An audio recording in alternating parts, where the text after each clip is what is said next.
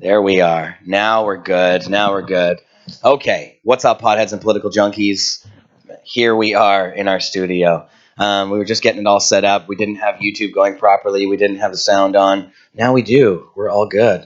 I think you need a bong rip. I think I do. I think that would help. It's not a terrible idea. Well, there's one already ready for you. Is there? There is. There's one ready for me right here in the green bong. Here. So if you haven't been watching the news over the past week, you've missed out on all the amazing fun that we've been having around here at Cannabis Culture. Like I was saying when the sound was off there for a second, we had our whole studio jacked by the police that came in here. That's why we have the new background now. Had to wheel in a new studio. They decided to come down here to 307 West Hastings, the building we've been in for many, many years, almost 20 or whatever it is down here. And the cops raided for the first time in over a decade at this place, or pretty close to one anyways. And so, yeah, they decided to paper up the front windows, raid the place, and steal a bunch of our stuff, computers, all of our Pot TV equipment, a whole bunch of the 420 money that we've been saving, and all of our paperwork, anything related to the company, all of that stuff. They were looking for stuff related to Mark and Jody and their ownership of the company. Mark and Jody were arrested the night before at the airport in Toronto on our way to Spain. They were heading to Spain for Cannabis. They got them getting out of their Uber car at the airport, sadly. So, yeah, it's kind of been a brutal week around here. Mark and Jody are no longer allowed to be part of Cannabis Culture. So we're trying to work that out with the lawyers. We're trying to make it so that they are able to be part of it again. But currently, we have to continue to make Cannabis Culture run the way it does without their support. We're only allowed to talk to them about being their friends and things like that, not about business. So, but we're going to continue to make Cannabis Culture move forward as it has. We've been an activist business for a long time. We're going to continue our mandate and our dedication to legalizing cannabis for everyone in a fair way. And I keep saying, if they want to make all of us illegal and arrest us and arrest Mark and Jody and allow stock market weed companies to take things over, that's not real legalization. It's not real legalization until nobody's arrested anymore. So thank you. You're welcome. How are you, Carly Marley? I'm doing very well. It's been a chaotic week, but it's good. The dust is starting to settle a little bit, which is nice. It was pretty high tension around here. It's normally such a happy, peaceful place, and after the cops came in and tore it all apart and went through all our things and, kept our cats captive for hours without us knowing what was going on. The poor cats. All really shaken up. Yeah.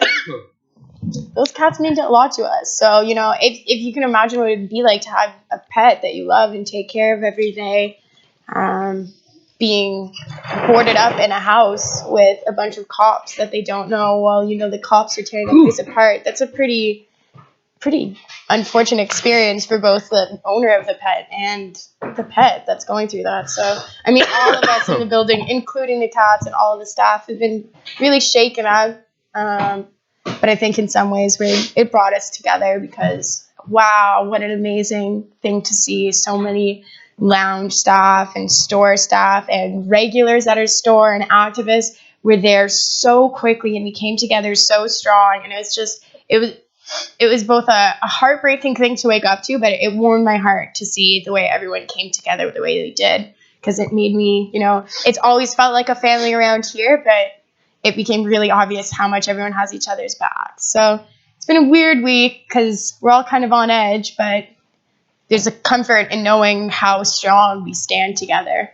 Totally. And every time they try to do this, every time they try to squish us or make us suffer, everybody just comes together, and it's more outpouring of support than we've ever seen. So, every time they attempt to get a hold on things and strangle us, it just makes us, it's like seeds slipping through their fingers. They just throw them everywhere and they get planted all over the place. So the more they try to do this, the more we're going to fight back and actually win this thing. See, a lot of times you have to make the fascists act like fascists. So this isn't necessarily a bad thing. If this is what they're really going to do with weed, what are they going to do with other things? And so making them act like this, we can put it all out there for everyone to see. Nice. I know. This is why I don't wear my natural hair that often. Curly the amount Carly. of times I've almost lit it on fire smoking joints today, and it's just in everything. So. Would you like a bong toke there? I would. Is that Moby Dick in the jar over there? It is Moby Dick. It is Moby Dick. My favorite. I love Moby Dick. So I'm bringing up the chat here so we can see ourselves. What's Could going show off on? on. Oh, See do you have our a bud cam? followers. Yeah, you got a bud cam. There's the chatters. What's up, guys? Let's Show see if this I off can on the bud cam. The bud cam? Oh, we do have a bud cam. Oh, there you are. There Oh, I am. Hi. Katie's watching. Hi, Katie. Hello. What's going on? Oh, Craig X is out there too. So it says. And Katie loves your hair, she says. Aww. So there you go. Okay, bud cam, come on over here. Let's take a look at this. Bud cam. Oh, the Moby. Is it? Can you see that? It's a little bright. But the buds are pretty white. The Moby Dick is really bright as it is. It's really white. It's just a light colored bud. And, oh, look at that. One of those there we go. tasty, crystally sativa buds. Yummy, yummy. It's good stuff. It smells so unmistakable. It's just absolutely delicious. And it's one of my favorite. You know, it's interesting because I talk a lot about how I use terpene profiles to identify strains that work really well for me. And I found Moby Dick first through smoking extracts, El Dorado extracts especially. I love their Moby Dick. And I tasted it. It tastes really amazing. And it got me really stoned. And it made me really relaxed. But it didn't make me lazy, which is all the things that I love from weed. And I fell in love with the taste. And then I started looking for the actual This was flower. El Dorado Moby Dick. Yeah. With Shatter. And then It's when nice I found stuff. the flower, the terpene profile is close, but you really, really notice it in extracts. And I was able to find the terpene profile I liked, and then now I really enjoy the flower and any flowers that have a similar terpene profile to Moby Dick. There you go. What are you dabbing today? I don't know what I'm dabbing today. What am I dabbing today? Oh, is that stuff that That's I gave you before? This stuff. What's it from? It was I told you. pie-eyed extract. That's what it is. I don't know. I don't know what type, but they're always really flavorful. We've smoked some of them on my show before, and they're always really tasty dabs. We'll have to get that going next. Nathan Did you says, guys want sup bong from rips? Saskatoon. Bong rips? Okay, bong rips all around. David's dabbing 97% clear. Ooh, I wouldn't mind dabbing that either. Heather Pratt is dabbing Chem Dog. Damn, she's dabbing it. Dabbing Chem Dog. Where's that? Oh, there it is. I don't know how to pronounce that. Is it Sibel? Says love you. That's nice. Oh, we love you too. And Sharon says, is that sativa? The Moby Dick is sativa. Yes, it is. Very tasty sativa, and it Keeps really you up, feels like a gets you sativa. buzzed. Smells like a sativa. It's amazing smells stuff. like a sativa. Available right now at our Cannabis Culture Dispensary at 3421 East Hastings Street.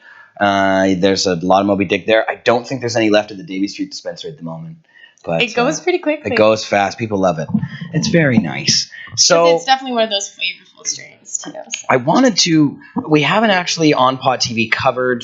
We've talked about the raids. We've talked about everything that's been going on, but we haven't actually had the chance to play any of the mainstream press that we've been getting. Now, we've been getting a lot of press because of everything that happened with Mark and Jody. Obviously, Mark and Jody are quite famous. They're Canadian icons. And them being arrested, I mean, they're business people, they're peaceful people. Them being arrested and put in jail for this. Again, Mark being arrested and put in jail for this. We thought this was all over, but they want to make us more famous, I guess. So yeah, they're doing it. They're going full forward. We have the videos here today to prove it. I'm going to play some of them. It's a scary thing that they've been able to target 5 of Canada's most vocal marijuana activists. These are 5 people who are in the press and in the media all the time. The government is trying to shut them up. And that's really all, they arrest people because they want them to stop and they want to threaten you and they want to make an example of you. There's all these dispensaries popping up and they want to show the people of Canada, no, you have to follow the rules. You have to. These rules that have been here for so long. Well, no. We can't. We can't and be good activists at the same time. We can't follow your rules because they're oppressive, and we can't. We just have to continue to offer a good quality product to our customers. And until you guys change things and make the model around what's already here and make real legalization, we'll continue to fight for real legalization. We're not going to fight for your LP program where 99% of the people that are part of the community aren't allowed to have anything to do with it, where they're putting pesticides in the pot because they have to grow it under such weird conditions that it's off-gassing hydrogen cyanide. And that's not even the LP's fault, because there's only so much you can do when you're growing it in these mass quantities and with these really weird restrictions. That's the government's fault for forcing them to, into a corner where they feel like the only way they can grow weed that's even remotely worth smoking is by spraying it with stuff that makes it almost deadly to smoke. So that's, again, it's prohibitive restrictions on the regulations existing for the medicinal program that causes people to use these dangerous sprays. All of these harms that come with cannabis are all from prohibition. Yeah. No, I know. It's funny they've managed to take a plant that's been harmless for how many years, and they managed to screw it up, these LPs, by putting poisons in it. And that doesn't happen in our community. Like, this whole idea of lacing pot with things and stuff is so rare in actuality. Like, in the world out there, it almost never ever happens. The only time that they will lace it with something is if there's some incentive to lace it with something. Well, to me, I think about other products that are like produced on like large scales or small scales. You can think about it, like when I think about the adding stuff because it's produced on such a mass quantity, I think about how they put like fluoride to clean water and stuff like that, and that's pretty screwed up. But when you look at the things like organic products, there's a lot of, some of it may or may not be organic depending on what the company is using it. There's terms like natural and stuff, but generally if you go to like a big grocery store and it's a mass produced product, those are usually the ones that are not the same quality as if you go to the local farmers market and you go to people who really care about the plant and they grow it locally. That's when you're avoiding all those harmful pesticides and chemicals that the government puts in. Well, you can't grow produce in a large, huge factory-like setting without there being some problems. Yeah, exactly. And that's what the government is essentially forcing marijuana producers to do, go into these big, huge, large facilities, and you can't grow it properly. You get too many bugs and microbes in there. So I'm going to play some of these videos, but I also wanted to talk about another arrest that happened. And of course, I just wanted to say, it wasn't only Mark, Jody, Brittany, Chris, and Aaron who got arrested. There were 5 other arrests at our Ottawa Cannabis Culture dispensary as well. And all the Toronto ones were okay. I believe that nobody was actually arrested at those ones, but the Ottawa one, there were a bunch of arrests. And also, Johnny B was arrested. So Johnny B, who is not sitting here right now, usually my co-host, he was also arrested, I think the day after the raids happened, or 2 days after, for possession at the airport. He was arrested because And charged. Well, yeah, and even though he's a medical marijuana card holder with the MMAR, they said that's not valid anymore. They actually told him that, and they arrested him and charged him with possession. And he was, he travels with his pot when he goes to places. I guess he was going to Alberta and going to the hemp fest there. But those Alberta cops, man, you got to be careful. They're brutal. Bunch of hillbillies. So Johnny B arrested too. And he's got charges now too. And what's his court date? His court date, I don't know, but when he comes back on the show, we should get him to talk about it. Maybe we could call him or something. Should we call him? I believe he told me that his court date was on the 20th. On April 20th as well? I believe so. Mark and Jody's court date April 21st. Yeah, so it's crazy. It's kind of funny because some people were like, it seems like funny timing to put it on the 21st when Mark and Jody got their court date. And then right afterwards, Johnny B got arrested, and they gave him his court date on the 20th. And Johnny's like, I don't care. I'm not going to be quiet about it. We're going to call Johnny and see how quiet he is. Oh, I'm getting multiple calls at the same time here. Oh, yes, we should, dude, Deb. Yeah. Johnny boy, you're live on Pod TV. I'm live. Yes, you are.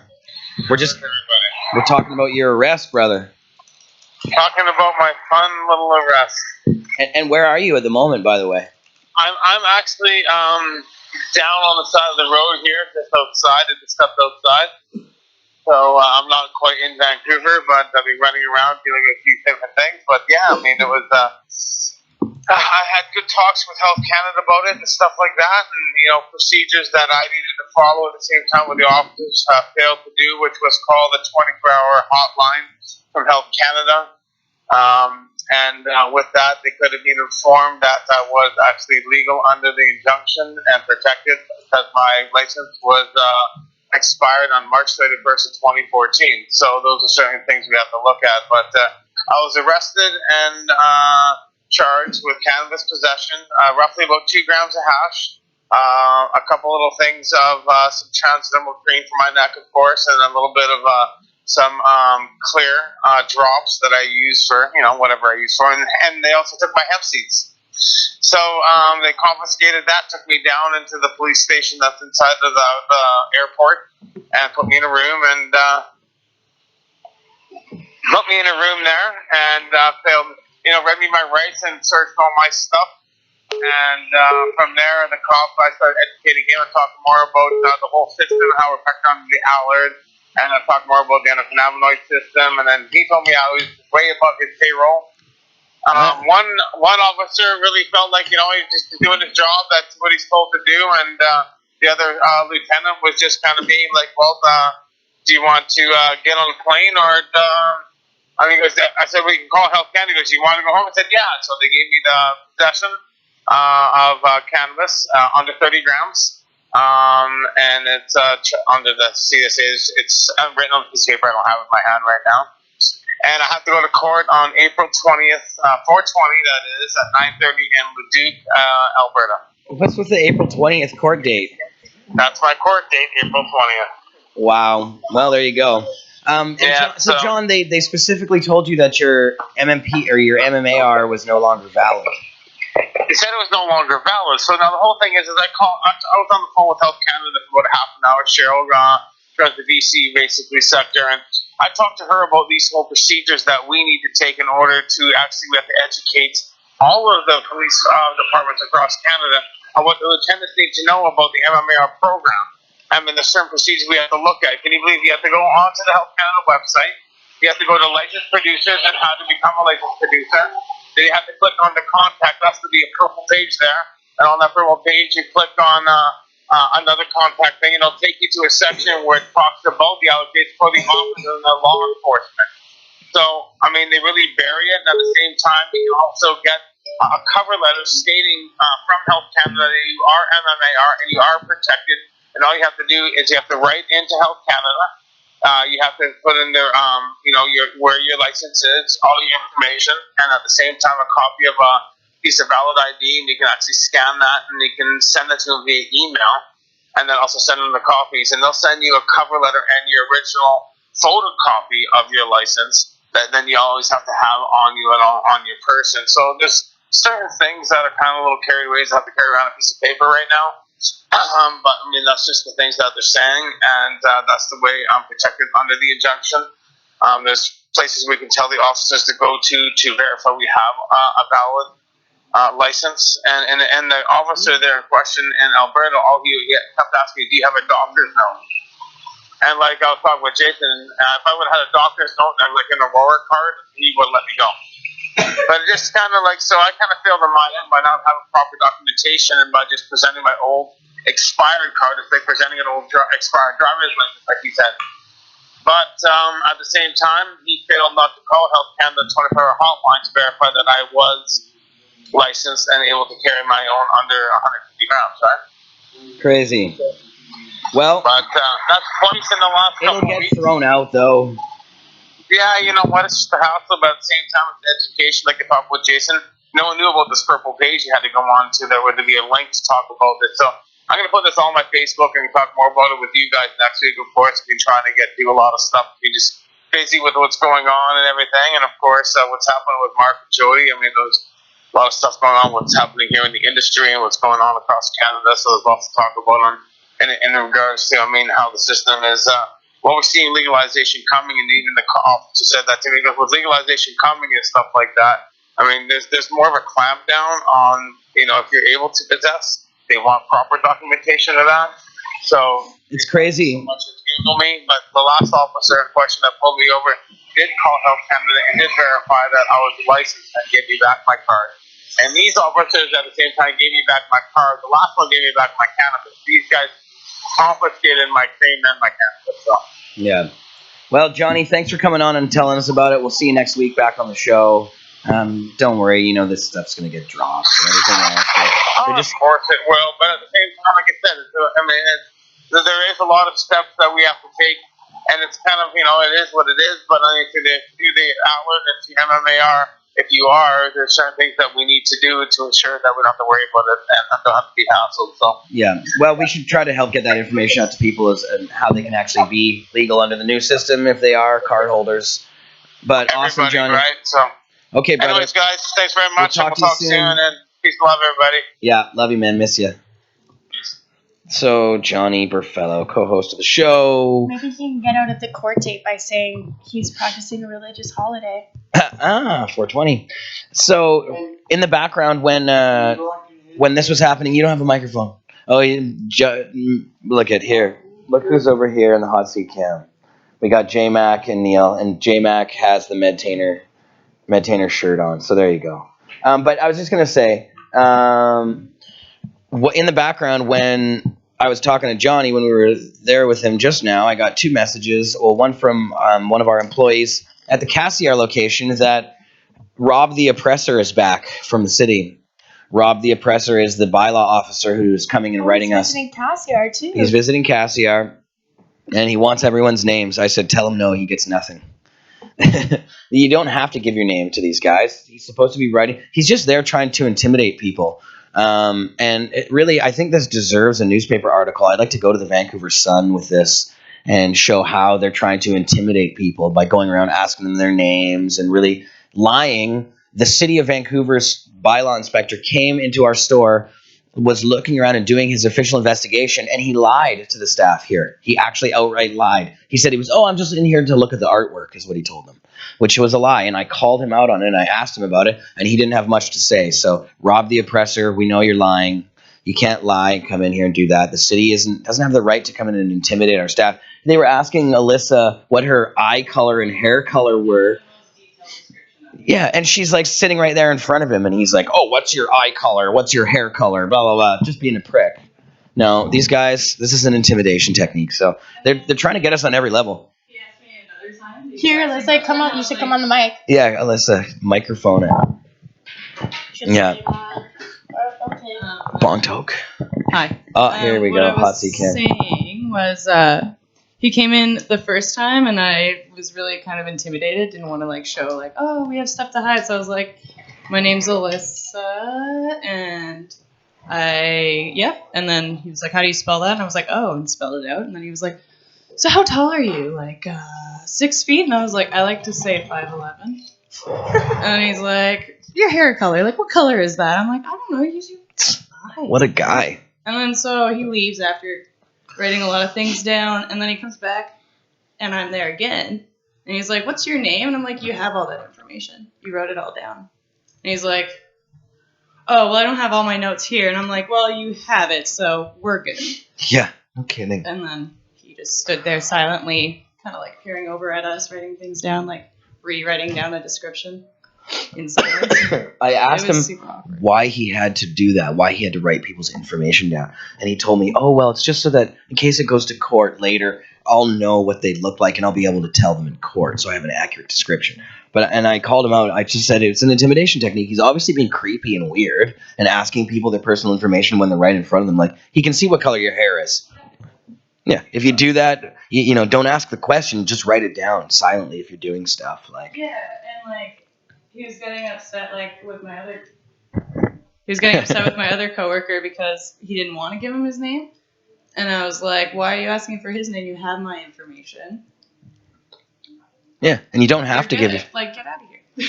You don't have to give the name. It's so polite and stuff. It's yeah, it's too weird. Yeah, it's weird. Well, they're mad Do you need a ball grip? Would that help? at the location. Would that help you feel better about the situation? Yeah. Okay. Yeah, at the location that happened at. That's our West Broadway location. What's the address there?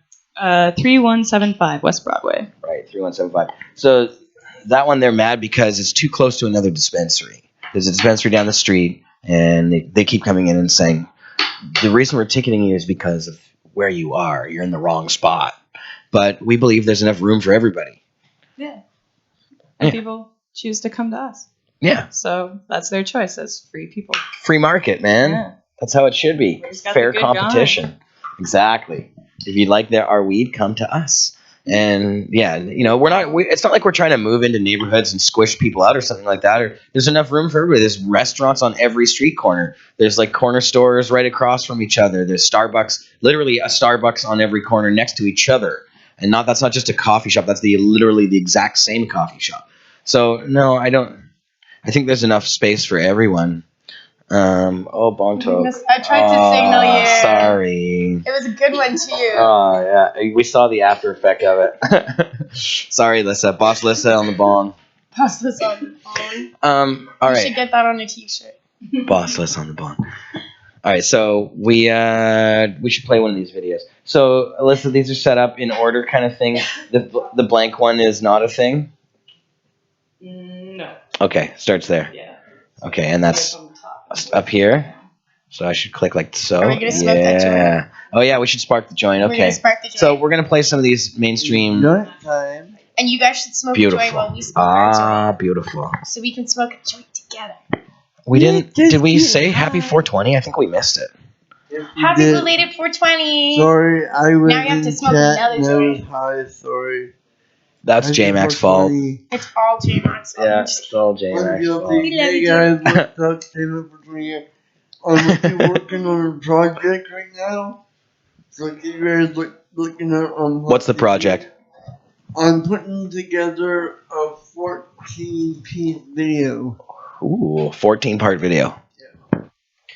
Why 14? Because I'm tired of like number 14. Good. Why? Why I not? don't know. Works Because for me. Okay. I have another question. Why is this bong green? Why not? I peed it last night. Sorry. You probably should see a doctor, J-Mac. Yeah, it is green. It's nice. I It's like green. it. Oh my gosh, that reminds me. It matches of our something- studio. Hey, boss, could you by any chance, there's a Tupperware bin. Tupperware? Tupperware. Oh. Or Tupperware? Tupperware. I like the name Is it Tupperware. Tupperware It's or Tup. Tupper? It's Tupperware with a Tupperware. P, but I like Tupperware. That's Did I say? I don't know. Anyways, now we're high. We're gonna play a video now. Oh, you have the shortbread first, though. Oh, and it's infused. Carly always makes baked goods. Look at, and these Those are are shortbread cookies with green sparkles. Those are the non-medicated ones. The ones on top. So she made non-medicated ones for me because I just pass right out as soon as I eat the medicated ones. But so, oh, look at that. I got the medicated one on the top. Happy St. Fatty's Day. It's St. Fatty's St. Day. Fatty's Day. So people dig into those. Feel free. J-Mac, shortbread. That's gonna get you ripped though. Okay, so let's play this first video. This is a CTV News broadcast the day after this all happened. The mainstream media started really talking about it a lot, and there's a ton here, but we're gonna get through some of the stuff that's important. So check this out. This is CTV. Good afternoon. We begin with breaking news. Vancouver pop activist Mark and Jody Emery have Uh-oh. been arrested, and their pop-shops across the country Is that working? raided as part of a Toronto police operation called Project Gator. CTV's Shannon Patterson is live at Cannabis Culture on West Hastings, Emery's Vancouver headquarters. Shannon, police have been inside the store all morning. They have me, Jung, and as you can see, protesters have now started to gather outside. Police have covered the windows of Cannabis Culture with paper, so we can't see what's happening inside the store. Ridiculous.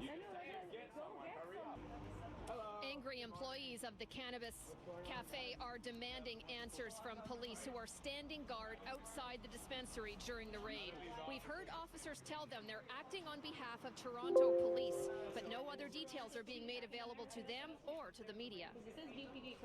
This seems like nothing more than a political maneuver. We've been operating here since 2005, and we have not seen the police step in our building since then. So unjust, because these people have been, Mark and Jody have been, hassled and harassed by the system for decades, and they just are people, and they don't do anything to fight back aggressively. They just fight back by taking care of the people who they have supported for decades.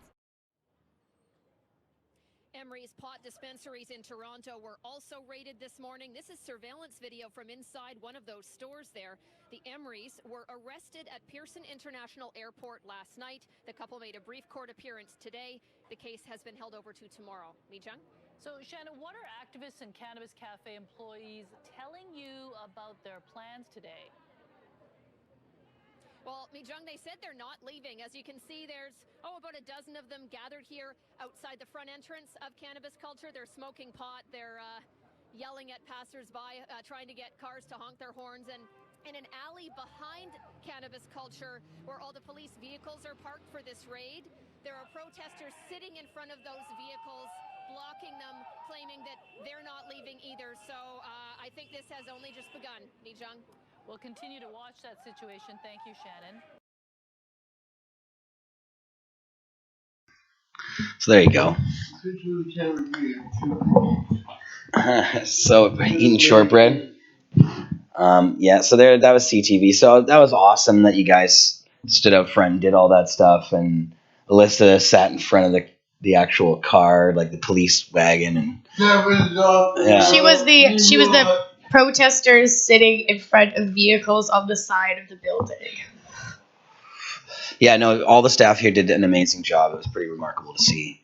I was away in Spain. I had just arrived in Spain, so I got to see all this stuff just on the internet.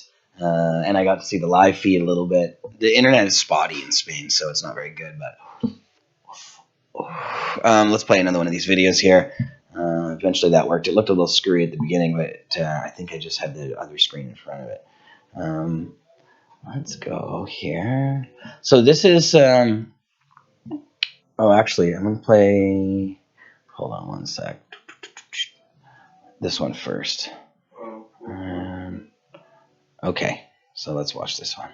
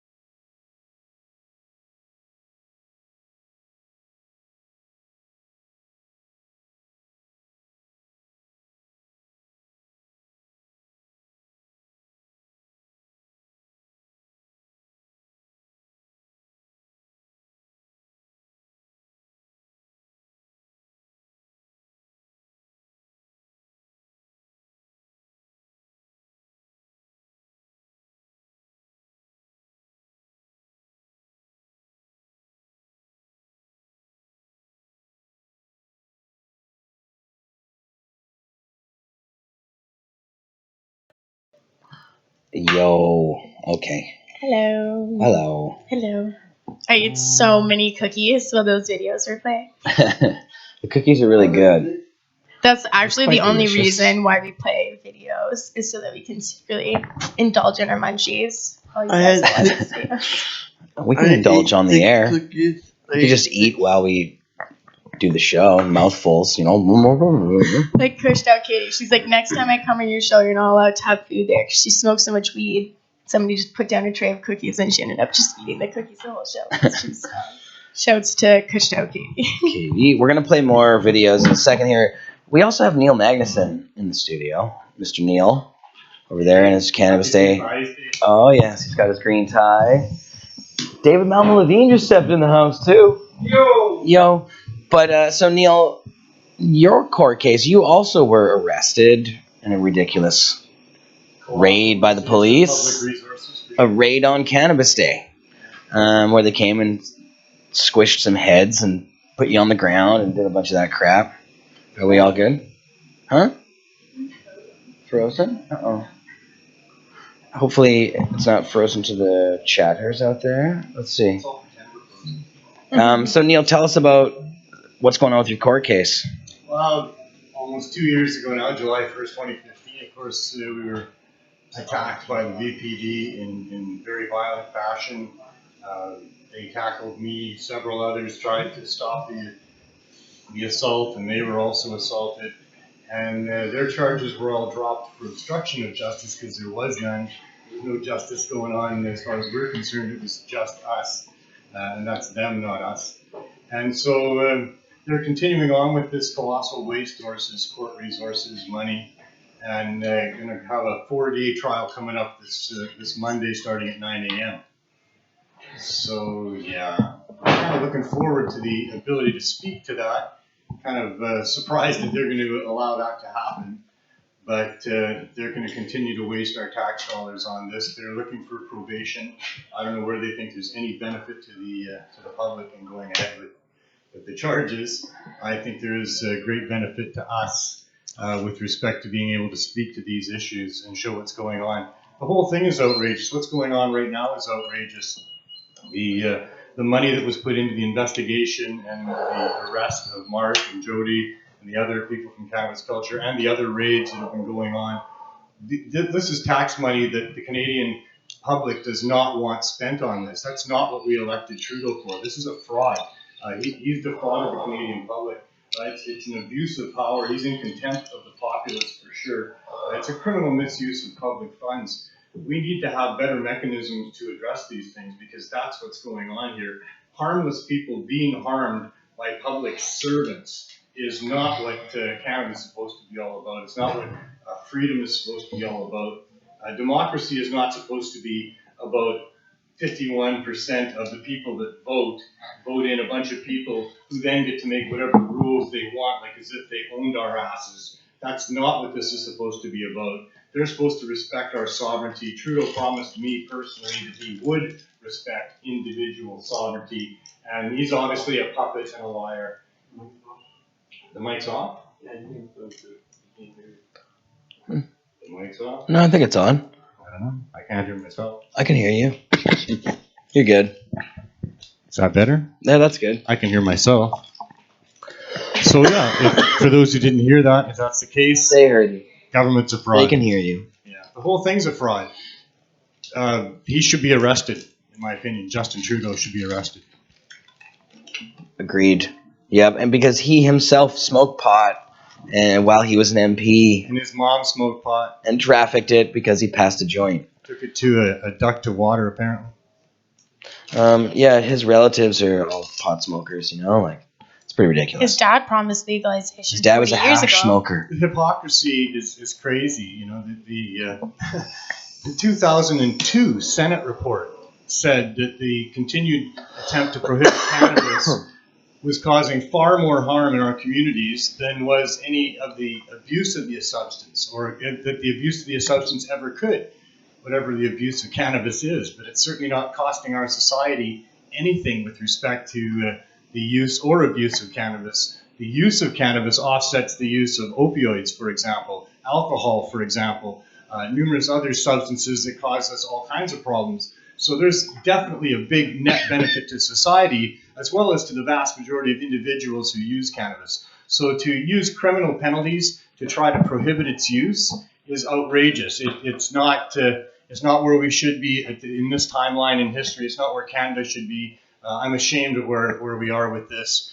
For our police to continue without a mandate, harassing people and spending Canadian tax dollars is an abuse of power. It's a criminal misuse of public funds. This needs to be addressed as such. So I'm hoping there's going to be some sort of a public inquiry into this at some point, and that journalists, as they've been doing all across Canada, is getting on board with exposing what's going on with this. This is not what Canadians want. This is not anything to do with public safety. The millions of dollars that are being spent to persecute and chase down people using cannabis is nothing but a protection racket for those that want to pay the money to become Trudeau's dealers. So this is very, very wrong, and I hope that these people are persecuted and prosecuted as they should be.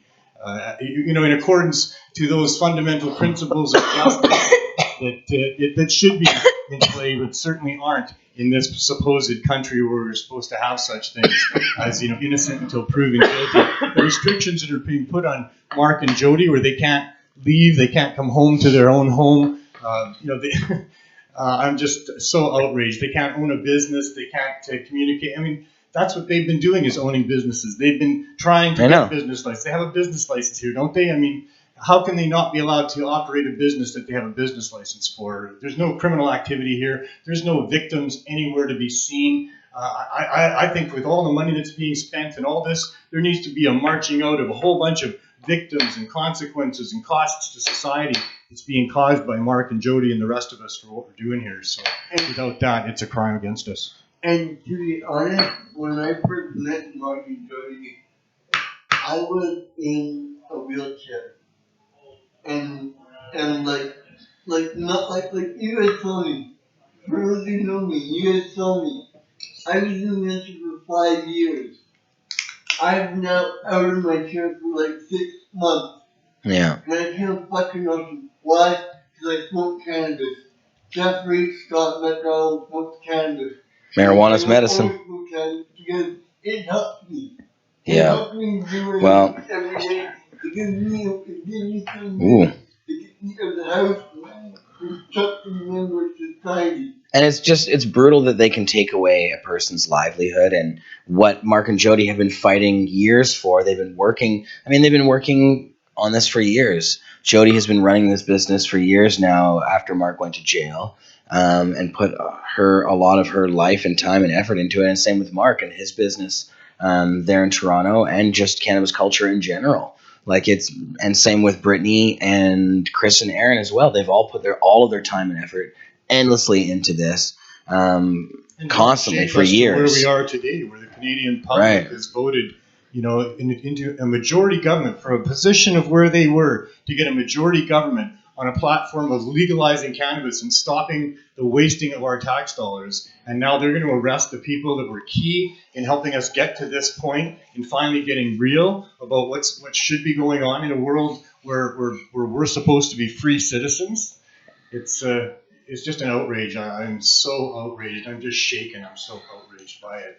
It's brutal. I wish there was something more that we could do. I don't know what else we can do except what we are doing, and that's so many of us that are calling those numbers that we can leave messages at least at, and talking to the media as best we can, and just trying to express our outrage as best we can.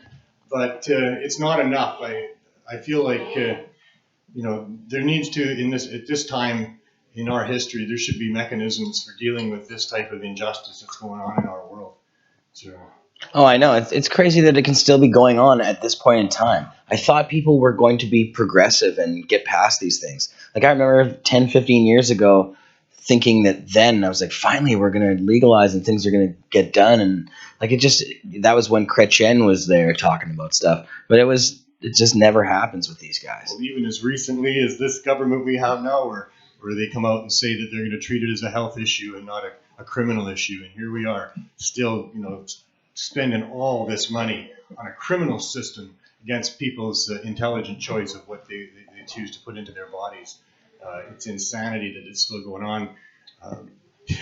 Reefer madness needs to be dead and buried a long time ago. That was all just nothing but absolute lies. Cannabis is not only medicine, but it's a supplement, and it's a great natural resource for so many other industrial uses. And it's nothing like what they said it was, which is a violent-inducing, harmful, non-medicinal substance that should be prohibited at the taxpayer's expense. Like it makes you play the piano really fast. Oh, yeah. It's nothing of what they said it was. I mean, it's a focusing tool. It's the opposite. I guess if you're going to tell a lie, tell a really big lie. And when they control the media the way that they did, you can tell that big a lie, and the public was susceptible to, oh my God, because of fear, I guess. But the truth is now right there, plain and simple, for anybody to find if they want to. Cannabis is just a natural herb that's been used as a medicine and a food source and a textile source and a fuel source and a source for all the things that you need to live a decent life in tune with your environment for centuries and millennia, and only prohibited because of its industrial value that competes with those that pull the levers. Can you make reflective plastic ties out of hemp? Oh, of course you can. You can? You can make anything. Really? So that one on your neck, is that? I doubt very much this, but it sure could, because it's plastics, right? And anything plastic can be made out of hemp for sure. It's all there you go. The same stuff. It's most of the plastics in our world that were introduced starting like back in the late 40s and into the 50s and 60s is all made out of petroleum that comes out of the ground, and it's fossil fuel, but really it's just ancient sunshine that's condensed down to that form and pooled in places under the ground that people can say that they own. But that same sunshine is pelting us every day, and it's causing the growth of all of this biomass around us. And one of the best sources of biomass to use as fuel is that which grows to 10 or 12 feet in a moderate climate within about 100 days. And is 10 times more efficient than corn. So when you've got a fuel source like that that's environmentally friendly and is competing with those that own those pockets of ancient sunshine, well, here's what we have is a war against that plant. And we're all just the people being oppressed because of that, the people being harmed, and they're costing people their lives in places around the world. And even here, of course, every time a dispensary is raided, there's patients that were relying on that dispensary that now have to go back to who knows where to get what they need. And, they're susceptible to all those harms that happen in a prohibition world and in an underground market. Wow. So the government is culpable and complicit and the direct cause of a great deal of harm that's being caused right now to actual human beings by following through on these policies at Canadian expense. They're causing great harm. So that's why I say that Justin should be arrested for this. We've known about it for a long time. The Canadian Senate said so. It's 15 years later, and they're still causing more harm than cannabis ever could. John in the chat says it's not legalization, it's prohibition 2.0. I agree. That's what we've been saying in the activism community as well. And Carly, with this thing that you've been creating here, we got to show this off, because I just showed you guys some bubble hash or something. Is that what that is? It is some bubble hash. No, I don't know. It is bubble hash. Look at this. No, legal to have weed from Trudeau's dealers is not what I've been fighting for. What is this? Not what I'll settle for. So it's a bowl of Moby Dick, and then I did a layer of the bubble hash, and then because you couldn't see any of the pretty Moby Dick flour, I did a little bit more flour, and then I just used a little strip of shatter to hold it all into place so we can all share it easily. Oh wow! Yeah, that's gonna be crazy. Yum. Okay, here you go. That looks amazing. Jeremiah, did you want to spark this? Oh God. Okay. It's your St. Fatty's Day present. All right. Oh, that's why we have green water. That's why we have green water. There you go. So, court Monday morning, 9 a.m., 222 Main Street. Be there if you can. Opportunity to speak to the wasting of our resources and to what they did to our particular culture on that day almost 2 years ago now. Yeah, it'd be good to see a lot of bodies out there. Monday, coming right up. This Monday. What time? 9 o'clock. 9. Yeah. Monday night. And what's the address? 222 Main. 222 Main. Yeah. Don't know the courtroom yet, but don't know the courtroom. We'll find that out when we get there for sure. I believe you can fly. I believe I can fly. breaking the chair. Sorry. No, I believe it is. I believe, not sure. I believe it is on Main and Cordova. Yes. I'm not sure. You can Main and Cordova. It's in between Cordova and Powell. Yeah. Yeah. Provincial Provincial court. Beeline. Come up, please support us. We need a beeline. I'm gonna try and be there. They're on my dad. It's going on for 4 days. Oh, well, I'll be there for one of this. There you go. I mean, Unless they adjourn it, or something like that. But at this point, it's scheduled for 4 days. I may not be there, none of you may be there at 10. You'll be there in spirit, though. Oh. Always. Always. Dude, I felt weird because I have to. Not because I high. It's because I have to get better. Orange maybe? That's what, honestly, the reason why. Maybe on my desk. I don't To be know. honest, it's because I want to get better. I don't want to be at home, stuck at home, doing nothing and being and just people doing nothing. Who wants to be stuck at home on pharmaceutical drugs in pain, you get skinny, you lose your hair, your nails fall out, Jam it. your skin gets all wrinkly and crackly, you don't want to take. No! I personally, I used to ride a bike 200K a day. I'm trying to get back up now. So I took weed to get back up to where I was. And the reason why is because weed helps me. That's why I took weed. I don't give a shit what anybody says. Yep, it's a powerful medicine. Weed is like, there is no harm. Just look at me. I'm high now, and I'm being clear in a fucking belt. I think they're high when I do sober. And that's not shit new. Okay. Yeah, you've come a long way for sure. That's true. You've come a long way from when I first met you. Yes. Yeah. I couldn't get 2 words there without just sort of fucking trying to fucking be angry. I'm not sitting down in a fucking TV. They can't stop people now, so we're gonna take it. I really want to see them try and stop me. Well, I they thought they could bury us, but they didn't realize we were seeds, right? And that's what's going on. We're just continuing to grow as the more they try to shovel shit on us. I'm gonna play more videos here. I have a video of this is when Jody and Mark first got out of jail in Toronto. Oh, so this is a pretty brutal video. But I wanted to play it because it hasn't been played yet on any of our shows. But here we go. This is Mark and Jody when they first got out. And then we'll come back and smoke some. Oh, we got the beeline.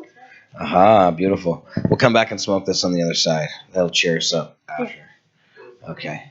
All right, taking you to the Toronto courthouse. The self-proclaimed Prince of Pot, Mark Emery, and his wife, Jody Emery, speaking after having been granted bail. The marijuana activist had been arrested at Pearson International Airport on Wednesday and now face a number of charges. Let's go there.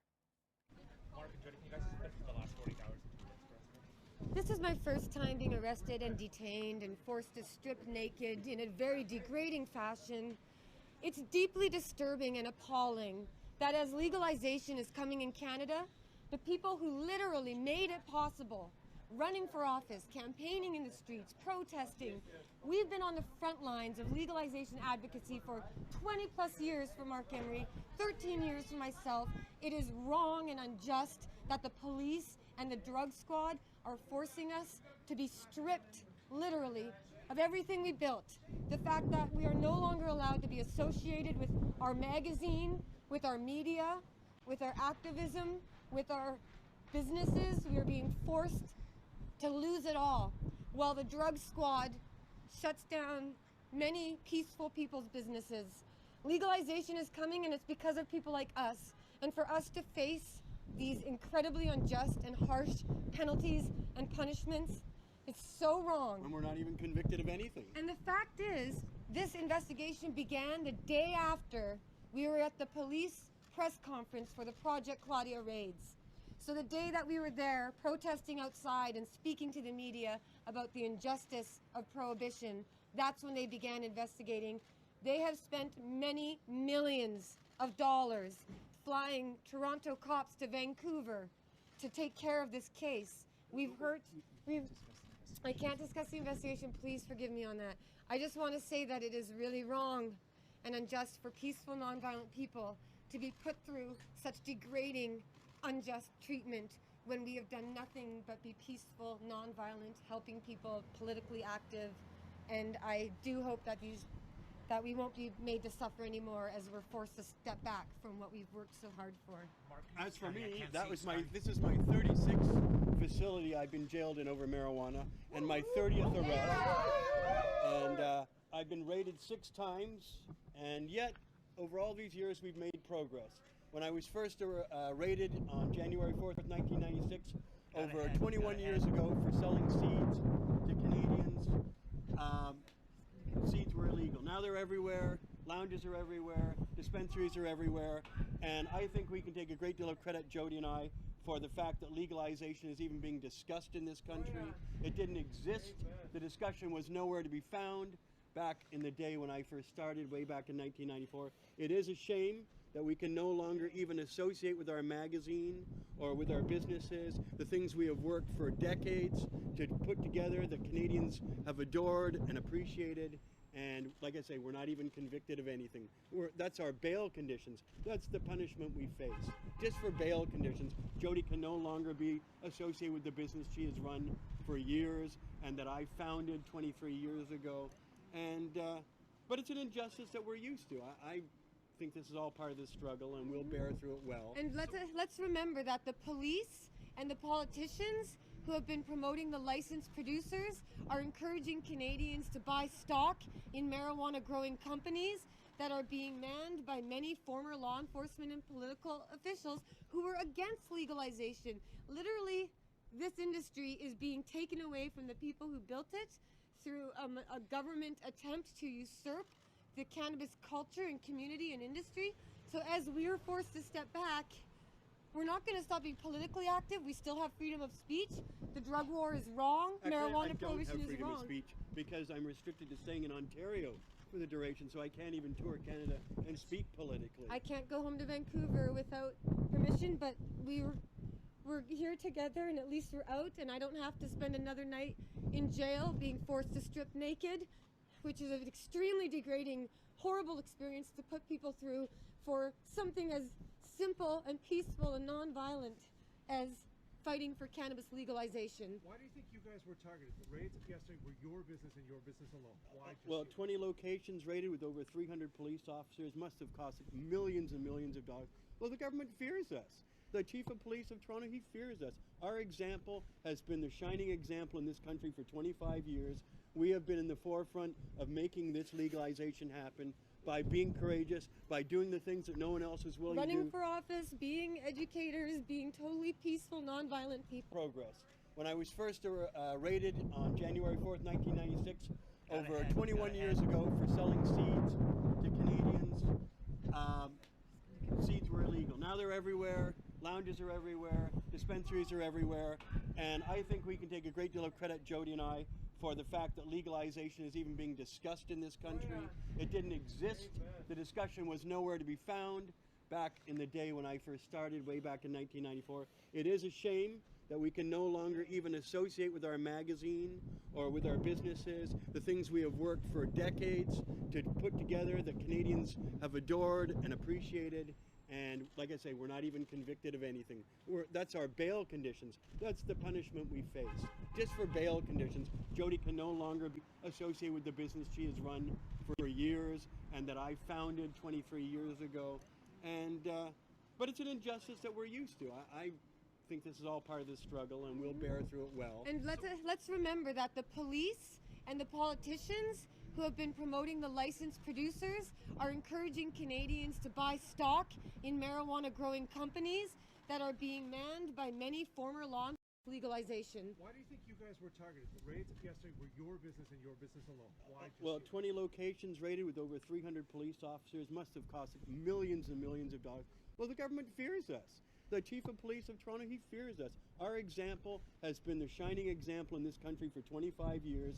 We have been in the forefront of making this legalization happen by being courageous, by doing the things that no one else is willing to do. Running for office, being educators, being totally peaceful, nonviolent people. So, you know, you're going to attract the flack if you're near the target. And we're near the target. We're closing in on legalization. This punk Trudeau, who's a terrible hypocrite, his father smoked marijuana. His mother was a notorious marijuana smoker. He smoked marijuana with me, though he denies it. But there are many witnesses I could call to testify to that. And even his late brother, Alexander, was facing marijuana charges before he died tragically. And Trudeau said that was wrong.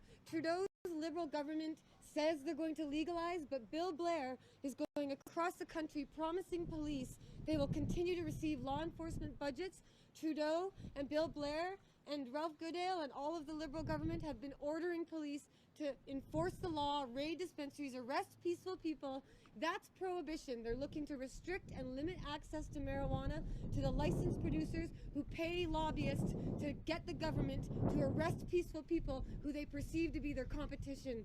And Jody and I want to remind people that this cannabis culture did not just start with this government acknowledging legalization was inevitable. We've been doing this for 20, 30 years. Canadians, millions of them, have been growing marijuana, selling marijuana, and of course I think the government, acts surprised that 5 million Canadians buy marijuana regularly and have been doing so for decades. So this is an industry, this is a cannabis culture. God, we're probably even forbidden to say the word. The government has denied there is a cannabis culture for 50 years, and now they're actually forbidding us to virtually say the term cannabis culture. And let us remember that marijuana prohibition makes second-class citizens out of peaceful Canadians. They can lose their kids, they can lose their jobs, their right to travel. Look at us. We now have no work. We have no travel rights. We have to stay in this province. But I promise we will not stop fighting to end this unjust prohibition, which is tearing families apart, costing taxpayers millions of dollars, and hurting people so badly while the government lies about legalization coming. Well, if legalization is coming, it means you need to stop arresting peaceful people for cannabis. That needs to end immediately. Many U.S. states decided to stop arresting people as soon as they voted for legalization, even when it wasn't yet the law. And the police in Canada were letting people operate peacefully until Trudeau started ordering them to arrest people. So turn to Justin Trudeau, demand they explain how continuing a prohibition policy is helping Canadians in any way, shape, or form, because it's not. It's hurting them. And when you look at the needle in my arm, the hole that they poked me at the jail, that I was stripped totally naked, told twice, strip searched, this sort of treatment for someone like me who ran as a Liberal Party nomination candidate. I ran for the Liberals. I helped get them votes. I got them money. We raised the support so they won the election, and they turn on us and throw us in jail. It's completely unjust. And Canadians who feel that this is wrong, please contact your politicians. It's one of the only tools you have. It's our voice. They're paid by us to represent us. So if you're upset of what's being done to my husband, myself, and our friends and our culture, please express yourself peacefully. Tell the government, stop arresting people now. Decriminalization immediately. There's no justification for this. Allow the existing industry to transition and become legal. Stop trying to criminalize them even worse than we've had before. So how do you continue with the restrictions on you? Because the restrictions on you, I mean, they're numerous and they're onerous. Yeah. I mean, they want to make us suffer. The police are looking, the police, the drug unit, everybody, it seems, the government. Again, let me remind you, if you were here last year when the Project Claudia raids happened and we held a protest at the police station. Well, you took over. And we went there, and you may have been there, and you may have filmed me while I was there talking. And Chief Saunders was so upset at that time, and that's the day that this all began. And we can't really talk about the details. There's obviously restrictions on us. I do not want to go back to jail. It's no place for peaceful, nonviolent people. And I'm still shocked that this happened. And I hope Mark can write his book, and I will continue to write and be active, because we will not stop fighting for the freedom of our cannabis community and the people who deserve to live free and not in fear. Thank you all for waiting in the cold and waiting for us on this. Wow. And we don't have any clothing or belongings or anything with us. Or money, or even the key to my apartment. So I think after 3 days of being in custody, I'd like to go shower and get clean and eat some food that isn't prison food. But again, I need to emphasize that this Liberal government is hurting Canadians, costing millions of dollars, and we need to see a stop to this immediately. Thank you so much. Thank you. Jody and Mark Emery speaking live just outside of the old City Hall courthouse. I am going to step back here so we'll continue to bring you live pictures of what's happening here. Certainly very emotional plea there from Jody Emery talking about. We have just been listening to a couple of hot activists. That's Jody and Mark Emery. They have been behind bars for a couple of days, Wednesday and Thursday. That's when they get their bail hearing today under strict conditions, obviously, to no longer take part in the day-to-day runnings of their business, which is the Cannabis Culture Dispensary, after several raids of those dispensaries across the country. They're saying, of course, that this is unfair since the Trudeau government has promised to legalize marijuana. But of course, we don't know the exact timeline on that. So police have raided the dispensaries across the country and arrested about 5 people, I believe. But the ones that they seem to have charged here, as far as the number of charges, have been laid against Jody and Mark Emery, things like trafficking in narcotics, that kind of thing. So they have just been released from the old City Hall courthouse, which is in downtown Toronto, after spending a couple of nights in custody. Not unusual for Mark Emery. He spent a great deal of time in this fight, and so a great deal of time being charged and behind bars, but quite new, of course, for his partner, Jody Emery. Said it's the first time she's been behind bars. Both of them obviously a little bit upset about the bail conditions that they now will have to live under until this case goes to trial. So again, we're watching the story here in the city of Toronto as the two of them now get ready to leave the area of the courthouse. But again, they cannot go back to their businesses, to their dispensaries. They have to stay away according to the bail conditions set out by the judge today. So again, we're watching the story. We'll keep an eye on that. Okay. Craziness. Heartbreaking. Yeah, that's brutal. Canada's shame. We love you, Jody. We love you, Mark. You know, it wasn't just, it was wrong before we elected a government that said they were going to legalize. It was wrong before the Senate said in 2002 that the prohibition's causing more harm than cannabis. It was wrong before the Ledane Commission came out and said that we should end the prohibition of cannabis and there shouldn't be criminal penalties for these things. It was wrong before all of that. It was wrong the moment that they made it anything to do with being a crime to have this miraculous plant back in 1923 in January when they came out and said we're adding a new drug to the schedule. It was wrong at that moment. It's been wrong ever since then. And all we're trying to do is correct bad law. And we're up against gigantic forces because there's huge money involved. And that's why it's still happening the way that it is. It's a huge crime. Obviously the victims here are Mark and Jody and the others arrested and all the rest of our culture. There's no other victims in this. I demand to see victims if they're going to be using our tax dollars to go after people that are not criminal if there's no victims. No. It's brutality for no reason. It's very sad, very shameful. All right. So to try and cheer up, try and have a positive note here, we're going to smoke this amazing here. We'll show you St. again. Patty's Day bowl. Look at this thing. Got some Moby Dick. We've got some Bubba Bubble hash. And then it's got a strip on top of pie-eyed extra. Pretty crazy. And there's 2 layers of the Moby Dick, actually. Because we So you should hit that first. Oh, but it was your St. Patty's Day Oh, present. it's for me? All right, okay. It's your show. You got to spank All right. Here we go. I'll take it. I'll take it. Take the spotlight. Okay, let's do it. It better be a good rip, though. Drum roll, please. Oh, that was tasty. Take another one. I'm still just trying to recover from the last one. I'm so tired from the pipe.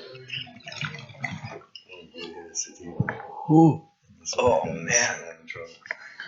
Very hashy. Tastes the shatter and the Moby that's in there.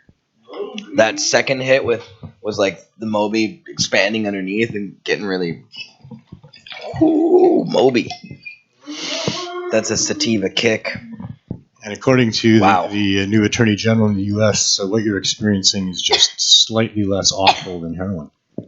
Yes, I know this is cannabis is very, very dangerous. I haven't tried heroin. The Toronto Police Department. So I can't say, but I know they're watching right now, Toronto Police. Yeah, look how dangerous this is. yeah, that's why we have so many programs for people that are suffering from the horrors of cannabis addiction. Right, and why Lineups to get in, long waiting periods to get in. Some of the people in society who are the most ill and have debilitating diseases use cannabis, and they're okay, and they're using it as a medicine, and they seem to be okay, but. Alyssa needs to get on this bowl. Actually, it's Boss Alyssa on the bowl. Boss Alyssa on the bowl. Actually, the numerous different rehab institutions that do exist and do have long waiting periods are for people that are using opioids. And in many cases, they're legal prescribed opioids that they've come to abuse. And in other cases, they're street opioids. And many of those people are dying. It's a phenomenon that's happening now because for some reason there's been this super potent fentanyl introduced into that particular drug stream. I don't understand why that's there, but apparently that's there. So a whole bunch of overdoses are happening and a whole bunch of people are dying. And cannabis is a proven substitute for opioids for many people. UBC just concluded a study that was very good to talk to that. And so there's a program that we are now starting anyway, even though I did not get written support from City Council or the VPD, and I approached both of them on it and asked for that.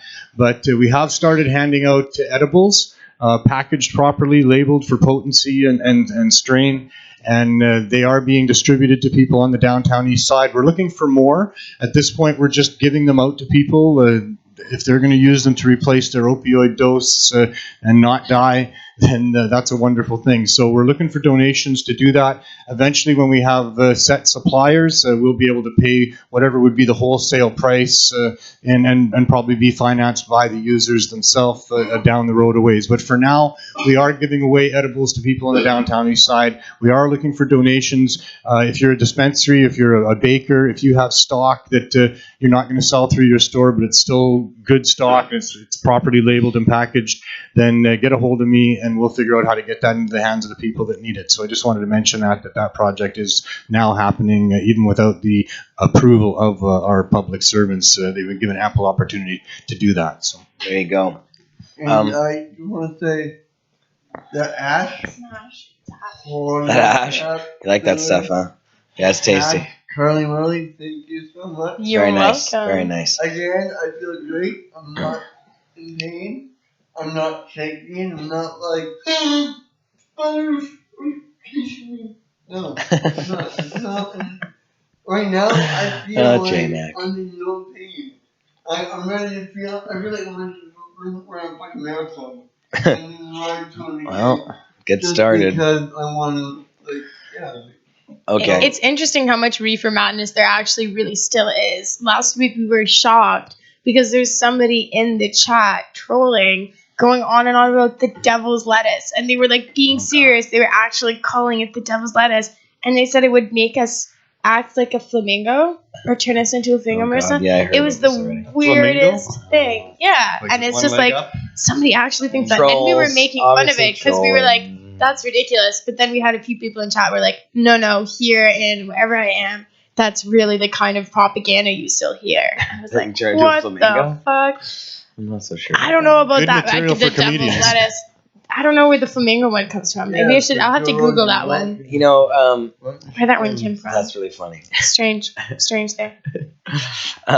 There's a lot of trolls out there, but we love the trolls. Yeah, they keep I things always wanted entertaining. the Pod TV trolls to have their own show on Pod TV. Just open up the chat stream and just let them do their thing. Yeah, or like, just give them the main ones a show. You know? give them a time slot. Yeah, that'd be fun. Yeah. We could call in, chat on their chat lines. Okay, so I'm going to play. Russell Barth is an activist from Ottawa who is a feisty activist. You know Russell, right? Yes. Russell Barth. Oh, yes, of course. Well, I'm going to play this video. This is Russell being interviewed about Mark and Jody. I haven't watched this whole thing, but Russell's pretty We'll awesome. watch it together. We're We'll gonna watch it all watch it together. You guys should spark your bowls too. Sparky balls. I'm really That high. one was really nice. That hash, very tasty. Very, She's very hitting high. Okay, here we go. I'm gonna play this for you guys. Next up, we're playing the Prince and Princess of Pop are in jail this morning, waiting their next court appearance. Mark and Jody Emery, who own a chain of marijuana dispensaries right across Canada, arrested yesterday at Pearson Airport in Toronto. They are now facing multiple counts of drug trafficking and other charges. Joining me now from Ottawa is marijuana activist and writer Russell Barth. Russell, appreciate the time. And let me ask you, the Emery's lawyer called this arrest yesterday shameful, and he also asked, quote, how can any police department on the eve of legalization be criminally charging people? Now, do you think that the lawyers got this right, or does the Prime Minister have it right when he says that the current law is the law? The lawyer has it right, obviously. And it's funny because the Prime Minister keeps saying the law is the law. And I've been pointing out to reporters for many, many years now that technically the law prohibiting the possession and use of marijuana was struck down in 1999 with something called the Parker ruling. And the Parker ruling stipulated that until such time as the government put forth a workable medical marijuana access program, pot was off the CDSA, the Controlled Drugs and Substances Act. And in the year 2000, they gave us MMAR, the first version of their home licensing system, and that was a failure. MMPR turned out to be unconstitutional as well. And there have been a total of 11 court rulings that have shown that the government program is unconstitutional in whole or in part. As far as I'm concerned, and many other people. Yeah, Russell, I'm also interested in the timing of this. The Emerys have been, of course, busy setting up dispensaries right across the country, and I don't think they're necessarily a flight risk since they do have some economic interest here in Canada. So why this high-profile airport arrest yesterday, do you think? Hard to say. I mean, it's hard to understand what the police are really up to. The fact that the Toronto police managed to get the Hamilton police and the Vancouver police to do their bidding is something else that needs to be questioned and investigated. How these police departments are just telling other police departments what to do. And I think a lot of it has to do with just, the government and the police trying to show the public still who's boss, They know that dispensaries are not going to go away. They know that, like Uber, this is something that's never going to go away and it needs to be regulated. They're just dragging their heels because, well, there's a lot of people who have a vested interest in the continuation of prohibition and, more importantly, the shutting down of dispensaries. There's a lot of licensed producers under the ACMPR program that really want the dispensary shut down because they are competition. And as we've seen with Metrum, these companies can not be trusted any more than any other drug dealer or any other dispensary or any other person in Canada. Okay, so what we saw yesterday, in your estimation, was that the government and the police flexing their muscle, and this is a power struggle with the government determined to control the distribution and profits of a legalized pot when it happens? Well, sure. I mean, even the way they talk about marijuana before the election, it's always about regulation and control. And Justin Trudeau and Bill Blair, they're basically promising a miracle. They say, oh, our regulation is going to keep marijuana out of the hands of teenagers. Well, how is a regulation going to do something that a hard prohibition has failed to do for 90 years? It's absurd. The government is basically promising a unicorn, and half the country is all like, yay, we're getting a unicorn. It's nonsense. Just finally, Russell, how do you think history will judge this moment yesterday? Do you think that this is going to be a bit of a mark against this government, some oppression on its people? I hope I live long enough to see a formal apology in the House of Commons the way other people and other peoples of Canada have been apologized to over the years. It's absolutely shameful and disgraceful what's going on. Anywhere from 100 to 115 people a day are being arrested since Justin Trudeau came into power. Now, I bet if he smoked a joint in his office, he wouldn't be facing any criminal problems. But, if I walk onto Parliament Hill wearing a pot leaf T-shirt, the cops come and talk to me right away. All right. Activist Russell Barth. Russell, I appreciate your time with us. Thanks so much. Anytime. Trudeau has a license. No.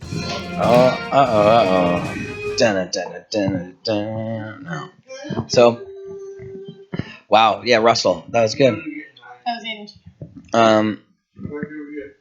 J-Max hit the pipe over there. Hey, guys. Such hypocrisy for sure. Russell nails it. Yeah. Brutal. Keep it out of the hands of kids with regulations when a criminal prohibition doesn't. Give me a break. It's hard to believe they really did this, though. Like I want to give a shout out to both. Sorry, Neil. I'm sorry. Well, no, my point would be wherever you see hypocrisy like that, there's obviously corruption. There's money being made by somebody, and that's why they're continuing with the rhetoric that's, not anywhere close to the truth. Are you gonna hit that thing, J Mac? Yes, I am. Hit that thing. Sorry, just looking at the new studio. It's a nice new studio we have, eh? You like the new Not new studio? anymore. No, in the background. Crop King Seeds and a few others chipped in to make this happen a long time. The background studios look great, man. Oh, that's dude. Oh, sorry, J Mac. Yeah, duh. Yep, very complex back there. I know Wayne. I don't know what happened to our friend Wayne or George or whatever his name was who sat over there. We had to fire him, I guess. No, he's somewhere back there. He's behind pulling strings back there somewhere. Yeah, he's behind the wall. I saw him earlier. He just sat there all the time. I gave him a daily ration of food, so it's okay. Yeah. So no, the police actually stole our set. They came in here, jacked. They actually did come in and steal all the Pod TV computers. Yeah, all the Pod TV computers. I'll refrain. I've sworn so much on Pod TV lately. I'll try to refrain from swearing, but that's funny. Insert profanity here. Is how I feel about that.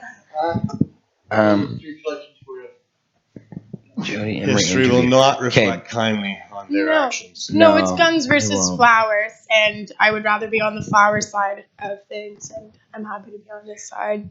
I'm like, and I don't know how the cops sleep at night.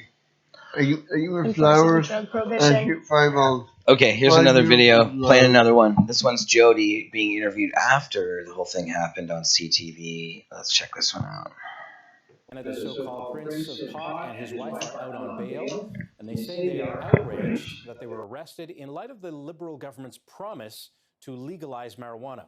Mark and Jody Emery, who own the Cannabis Culture brand, were taken into custody on Wednesday at the Toronto airports. Police raided Cannabis Culture dispensaries across Canada on Thursday. The couple face a slew of charges, including trafficking and possession of the proceeds of crime. They were released on bail on several conditions, including staying away from the Cannabis Culture businesses. Now, Jody Emery joins us now from Toronto. Jody, thank you very much for joining us. How are you doing? What has today been like for you? I'm actually quite traumatized by the sadistic treatment that we've received. To imagine myself being stripped naked twice, thrown into freezing cold cells and cages, and driven around town in handcuffs, and spent the night in jail. I met so many other women who have been going through that experience, and now, after all these years of being an activist and speaking out against this kind of treatment, I've now gone through it myself. But it's deeply disturbing and quite shocking that as peaceful, nonviolent people who have been obvious leaders in activism for legalization, that we've been treated in such a horrible way. The fact that I can't even associate with Cannabis Culture magazine, with our Vapor Lounge, with our head shop, all of the Cannabis Culture activism work that we've done is no longer allowed. I cannot associate with them. I am now completely out of work. I've lost everything I've worked for. And we need to remember that this Liberal government even had me get them support during the federal election. I spent a year campaigning as a Liberal Party nomination candidate, bringing them votes, support, donations, and promoting them for their legalization policy, which originally was focused on ending the cost of law enforcement, protecting people's civil liberties, letting people be free from arrest for peaceful choice. But instead, the Liberals are now talking about restricting and limiting access, introducing tougher penalties. It's all very much like a prohibitionist regime, but being called legalization. And the worst part is that many, many thousands of Canadians who have been arrested and who have been demonized and had their kids taken, their homes taken, their jobs, treated like second-class citizens. Meanwhile, a bunch of former cops and politicians are now joining legal licensed producer marijuana companies, lobbying the government, telling them to arrest people like my husband and myself, and asking them to shut down peaceful businesses. Meanwhile, the task force report even said storefronts should be open, and yet the government is enforcing prohibition in a much more heavy-handed way than we've seen in a long time. These raids took place across the country. What do you think of the timing of those raids and of your arrest? Well, isn't it interesting that legalization was supposed to be introduced this spring, and yet the Liberals are saying, oh, well, wait until 2018, or maybe even 2019, maybe even never. Because as we've seen, the Liberals have broken almost every single promise that they made to the Canadian people when they were elected. So this government is turning its back on all of the voters. But the worst part that offends me deeply is the hypocrisy that Justin Trudeau himself smoked illegal marijuana, that he said his own late brother's death, that his own late brother, that his arrest for marijuana was unjust and wrong. And yet now all of the talking points are about how police will continue to have budgets and they'll continue to receive the millions of dollars that they spend. This sort of raid and arrest is an attempt to silence the most vocal activists and advocates for this cause. And we know it's very clearly political, and now we have the police spreading a lot of propaganda against us to try and smear our good work. But I trust Canadians know that over Mark's 23 years plus of activism with cannabis culture and my own 13 years running for office, educating people, protesting in the streets. I was just in Ottawa holding a rally. We are activists. We are nonviolent, peaceful people. The fact that this law is hurting us and degrading us and stripping us naked and stripping us of everything we ever worked hard for, that's unjust, it's wrong, it's sadistic, it's cruel. We will be following your case just like everybody else. Jody Emery in Toronto. Jody, thank you very much. Thank you for having me. It's good to be free. Oh my God, that end there in her voice. Oh, it's just so heartbreaking. She's just such a good person. Just to hear her going through that, it's just really hard for, I think, all of us here to see. It's pretty heartbreaking. It is brutal. It's really sad. And well, we're glad you're Jody free right now, Jody. Yeah, she doesn't deserve that. So. Yeah. So, okay. What time is it here? I have one more video to play. I wanted to play this one of Mark as well. So we're gonna play this one. So, you know, what are you smoking on? Still that same hash? I'm trying not to catch my hair on fire while I smoke. Oh, that would be terrible. That curly hair everywhere. I like the green bong today. And you're using a beeline. A handy tool so you don't have to smoke the butane from the lighter. Very nice, very nice. On a Cannabis Culture lighter here. I've been advertising all day, don't worry. Beeline. Alright, so let's play this last video here. This is Mark on one of the networks. What network is it here? We'll see. You guys watch.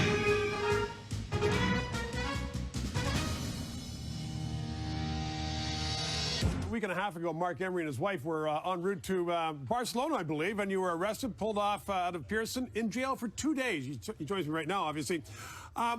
You were at Old City Hall, just down the street from here, and we were going through this process. We had reporters there.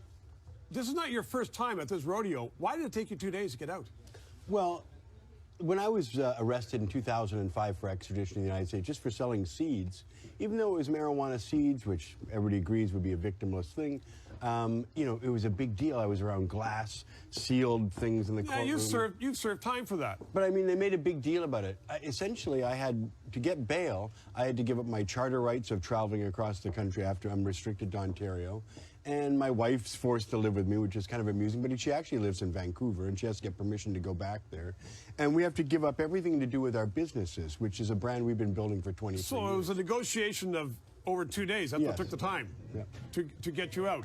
And, I mean, when is it coming back for trial? Well, trial will be over. The next appearance is probably later this month. So what about your businesses? Because there's also a number of raids after that on a number of your businesses where you're selling marijuana.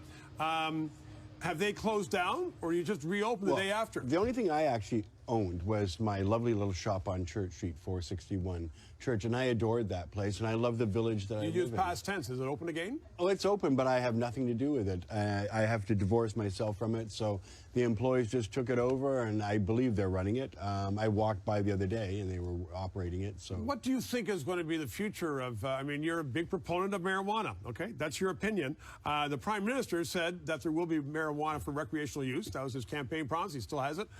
Bill Blair, former cop, is in charge of dealing with that. They've been in power now for a year and a half. What's going on?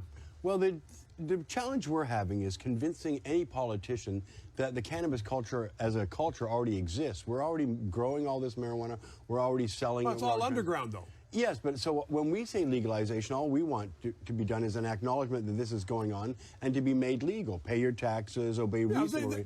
But the Prime Minister says he's going to change the law. Is trying to reinvent the industry by handing it off to people from stock market businesses and investors who have nothing to do with our culture and have never had anything to do with it. The Prime Minister wants to ignore the fact that it's been a wrong policy that's hurt millions of people for 50 years, and we want him to acknowledge that. Say you're sorry. Say you're sorry and say that you acknowledge that you victimized people for no good reason. So your difference, Mark, is that you think that the federal government is envisaging a completely different industry than the one that you have now. Precisely. And that's your argument. Well, it's our culture, and we want to maintain it. We don't want to hand it over to the government. They've been our enemy for 50 years. Why would the homosexual culture want to hand its culture over to the government that oppressed them? Why would the natives want to do that? We want to keep the integrity of our culture intact by keeping it with us. You talk about the integrity of your culture, and yet there's a lot of marijuana being sold through, quote, dispensaries, which is tainted with pesticides. Oh, that's not true at all. In fact, I had all my marijuana tested when we were selling it at Church Street. Not that anybody really ever No, but you did, but others don't. Yeah, but the marijuana is awesome that comes from British Columbia. All the really great marijuana that's sold here in the city of Toronto is from British Columbia, and it's done with beautiful rainwater by people who are conscious. Do you disagree with having tests so that at least people get the real thing? Well, you know what, though? There's no harm there. No one's died of marijuana. We've got an opioid crisis where 1,000 people died in the last year. Nobody's arresting those doctors or going after those pharmaceutical companies that are killers. We haven't killed anybody. Our marijuana doesn't harm you. You'll never get sick from smoking anything I ever sold. Mark Emery, to be continued. You know that, okay?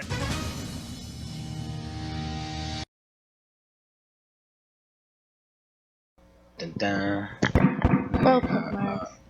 What's happening, Mark? We have to Say make what's the up? door. Things happening. Things happening? Noises. I heard noises. Knocking? Someone was knocking at the computer. Yeah. Someone's knocking at our Somebody studio. wants to come in? So, well, yeah. So there you go. Those were the videos I had. We actually got through them pretty quick. We did. Not bad. What time is it? Just about 6 o'clock, or it's 5:42 actually, so not quite 6 o'clock. So, Carly Marley, how are you? How's your show going on Monday at 4 p.m.? It's going great. It's going great. It's a lot of fun. Covering a lot of stuff. Last week I did a lot of ranting about the raids. Covered a lot of different topics. So, yeah, it should be really exciting. There's some really fun episodes coming up the next. The 420 lifestyle. Yeah, me and BC Bedgal. What's on Monday? And what's the what's on the next episode? Do you know already? I don't know for this episode yet. No, I have a couple ideas, but I don't know. I'm going to talk to Celeste. A lot of the time he'll message her and I'll be like, so I was thinking of this and this. And she's like, I have 3 people who want to come on this show. And I'm like, okay, we'll save my idea for next week. She's awesome and she's such a go-getter and she's really involved in the community. So, Cool. yeah, I've got a lot of fun ideas coming up, but we'll see. Yeah. I don't want to say anything. I don't want to set anything in stone. There you go. Yeah. You know what we should do that we haven't really done much of before? We've got What's that? bowls here that we can smoke, and we've got dabs, and we've got bowls of hash, and we have rolling papers for joints, and we should do something. And we got J-Max pipe, and we should do something before we wrap up the show, and you should ask the viewers in chat how we should get stoned. Well, what do you mean? What do you mean? What do I mean? They choose for us? Yeah, they can tell us whether we should smoke a bong rip or a dab or. Okay. Okay. Put the camera on me. J-Mac wants to take care of this one. No, we want the chatters to tell us, J-Mac. You can participate, J-Mac. What do you, J-Mac, what do you want to do? Well, like I think I But what do you want to, do you want to smoke a bong? Do you want to smoke hash? What's your preference? right now I'm using the pipe. Sorry. I'm not You a like pipe the pipe? smoker. No, Carly doesn't like the pipe. If I had to choose, I'd be choosing probably the bong. You're usually a bong person. Although I do like dabbing. I'm leaning Dabs towards for the dabbing. win, says Brandon. I'm leaning towards dabbing. Brandon. Thanks for dabbing. Volcano, says Jason with a question mark. Volcano. We don't have to have go and turn it on, heat it up. Volcano does take a little while to prepare. But we've got lots of them down here at our lounge at 307 West Hastings in Vancouver, BC. We do. You can see them out the window there. That's right, and that's true. 1674 Davie Street. Both locations. There's David Malmo Levine. David Malmo Levine. David. article I was working on. Can I post on Facebook? Which one? About Trudeau lied about legalization. The cops lied about cannabis. Oh yes, yes. So that's a developing story. Do you know how many raids there have been on dispensaries since Trudeau took office? No, how many? How many? Guess. Just guess. How many raids on dispensaries? Let's see. Like if you count each dispensary as a different one? If you count each dispensary as a different raid, how many raids? 150. Yeah, something like that. At least 150. Yeah. So I said, post, if you know of any other raids, post them here. And people have been posting them like they're coming out of the woodwork. They are literally there's on tons. their way to crystal knot numbers. Yeah, no, this is way more than Stephen Harper ever did.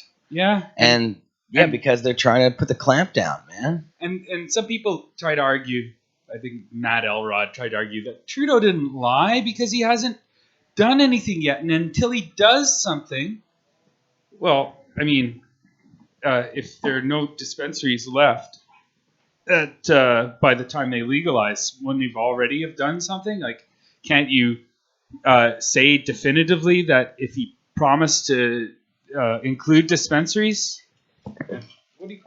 There's no lighter down there. J-Mac, quit bugging him. Jesus Here. Christ. Take that. But anyway, to make a long story short, Trudeau did lie. He promised to include us. He promised to listen to us. He promised a fresh approach. He promised best practices. He promised freedom. And he promised dispensaries. We're not getting any of those. We are getting the truncheon, the nightstick, the cuffs, the toilet roll pillow, the not too nice sleepover. Not too nice sleepover. Yeah, the Interesting way to not put fun it. sleepover in the no fun hotel. Mm-hmm. I like those people. You like sleepovers? I like those. In jail? I like those people, yes. You like to go to jail? Yeah. I personally don't like sleeping in someone else's piss. When did you go to jail, J-Mac? J-Mac puts his... What do you... Did you have to announce yourself to all your neighbors afterwards? Jailhouse wallet. Anyway. So I'm going to work on that article. I think I might have to add a few things to the last thing I sent you. Because it's a developing story. There's actually a story in, I think, the Toronto Sun where they list about 7 or 8 of those liberals who are also making money off weed. That list that's going around, have you seen that? Is going around. Yeah, so it's in my article. It's all liberals and former police officers. Would you like to read my article? I have haven't finished it, but I will. I'm going to post it today. I know I said that yesterday, but... Well, don't post it today because it's... not, now you want to finish? Yeah, 15 things. But it'll be on next week, and then we'll go through the actual list of dispensaries rated. Okay. That'll be all the different Well, let's dates. post it soon. This weekend, maybe? Or? Do you know who has like a cost on what the average raid costs? Someone cost that out? You might want to ask Dana Larson. Dana Larson. Whenever people are curious about numbers, they point them that way. Neil Boyd also has a lot of numbers. Right. Well, Dana will answer his phone. So. And again, they're trying to. Did you see this? That they said they were trying to say the cannabis culture is organized crime.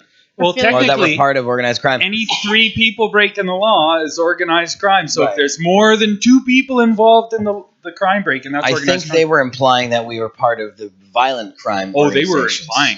Yes. But there's a great book out called Killer Weed by Susan Boyd, Dr. Susan Boyd. And she points out, amongst other things, that the number of guns found at grow-ops is like 6%. And the percentage of guns in the average Canadian home is 5.5%. So we're just 0.5% above the average in terms of guns. So it's not all heavy guys doing it. It's just a bunch of hippies and Gardner's doing it really. Neil Boyd, another Boyd, has statistics showing that 95% of the, according to this police own statistics, 95% of grow operations are mom and pops. Yeah. Not related to any organized crime. Yeah, I think So, it's probably and the that's- same stat. Yeah. We don't get our weed from any sort of gangs. I mean, obviously not. We avoid those guys Yeah, we because don't like if the- there's a discrepancy in the numbers, shit could go south real quick. Whereas with your doing things on a handshake, you can sort things out without slitting each other's throats. And as Jody said, we're a peaceful, non-violent people. Yeah. So No. we're just kind of. We don't want the heavies. The heavies stay over on their side of the We want to road. hang out with our friends. And lots smoke of a great joint growers. and come to an agreement peacefully, and then So- go our separate ways. It's such a gentleman's economy, or ladies and gentlemen's economy. I don't mean to be sexist, but it's just it's all handshakes and honorable people. Like I've managed. It's easy to avoid all the greasy people because there's so many good people in the economy. So you don't have to work with anyone you don't want to work with. It's really nice like that. Mm-hmm. I'd say it's the nicest industry that I've ever come across before ever. Yeah, feels to me that way too. Yeah. Bunch of stoners. Yeah. Yippers. And they're good people. They are good people. And the more David- dispensaries that open up, the more, the non-stoner friendly people will see how friendly and peaceful and awesome stoners are. So I think that's part of the important reason that we need dispensaries, not just so that people who want cannabis in their communities can access it, so that people who think they don't want cannabis in their communities can see what a wonderful effect it has on communities and go, okay, now I understand why people want this around. Yeah, I don't think the soccer moms are our problem, really. I think the beer salesmen, the pill salesmen, the tobacco guys, oil, all the hemp substitute industries, I think those guys are where the resistance is coming from. Because really, you don't see a lot of concerned parents groups against weed. You see a few academics, but most of the time it's just government officials and cops. Yeah. Those are the guys who are resisting it. And where are their budgets? Politicians want campaign contributions. So the wheels get greased from the big licensed producers who have hundreds of millions of dollars to buy out their competition and lobby the government. Literally, look at Canopy. Their last acquisition was $340 million for one of their smaller competitors. David, you just wrote this comprehensive article about the raids on cannabis culture. I put it on Facebook. It'll be on Cannabis Culture next week, the expanded edition of that. Now, I just wanted to ask you about the raids. Do you think there's something to this whole idea that they're targeting cannabis culture and the five of the most vocal activists in the entire community, but they're not targeting any of the other dispensaries? I mean, they are targeting it. They're going and raiding everything, but they're not targeting the upper leadership of any of the other dispensaries for some reason. Why do you think is there a reason for this? Is that constitutional? No, I mean, none of it's constitutional. I guess everything's constitutional until it's found otherwise. But what it really is it's political. They want to eliminate the vocal opposition so that the rest of them can get railroaded with little or no problems at all when it comes time to eliminate the rest of the dispensaries and wheel out the licensed producers' recreational market that they want, a captive market that they were promised. The government promised the LPs a captive market that came out in court in the Conroy class action lawsuit. That's crazy, though. Yeah. They're insane. They're greedy. Everyone's played Monopoly since they were a little kid, and that's the only economic system they know. Nobody played a board game called socialism all their lives. They don't know how to share an economy. They just know how to hoard one. What do you think of that Trudeau guy? He's got a pretty face, but I really don't. Something's not right up here, and it's definitely his heart is 2 sizes too small. You know what I'm saying? He's Scrooging us all. Yeah, he's rude. He can take his cannabis cartel and he can stuff it in his ash hole. His ash hole. His ash hole. Very nice. So, David, while I have you here, what's the latest on your projects? Well, I'm full steam ahead on the comic book. I'm doing the lettering and the art touch-ups on the CIA section of the comic book. It's Will you come on looking soon really and good. walk us through the comic book again? Sure, I'd be happy to. I'm very stoked about the comic. If you did that on my show as well, you'll have to give us a continuation. The update, yeah. I only got in halfway into that. No, and it's one of CIA my. stuff. I think that is one of my favorite episodes that I've ever done of Pot TV. That was so informative. Thank you. I can't wait to show you the pages. They all pop, and they're looking really Can't good, wait. like little stained glass windows. I'm sure we spend more on our pages than most comic book writers and artists do. Like it's really 5 to 10 days on every page. 420 pages. The way it's at 420? 420 pages is going to be a massive comic book. It's going to keep you busy for a month of reading. Would you like a phone grip? Is there a joint going around at all? No, Hey, wait a but second. I can make a joint going around. I got the equipment right here. Here, I've got the other part of that equation. Fire! Fire in the hole! hole. He said hole. Hole.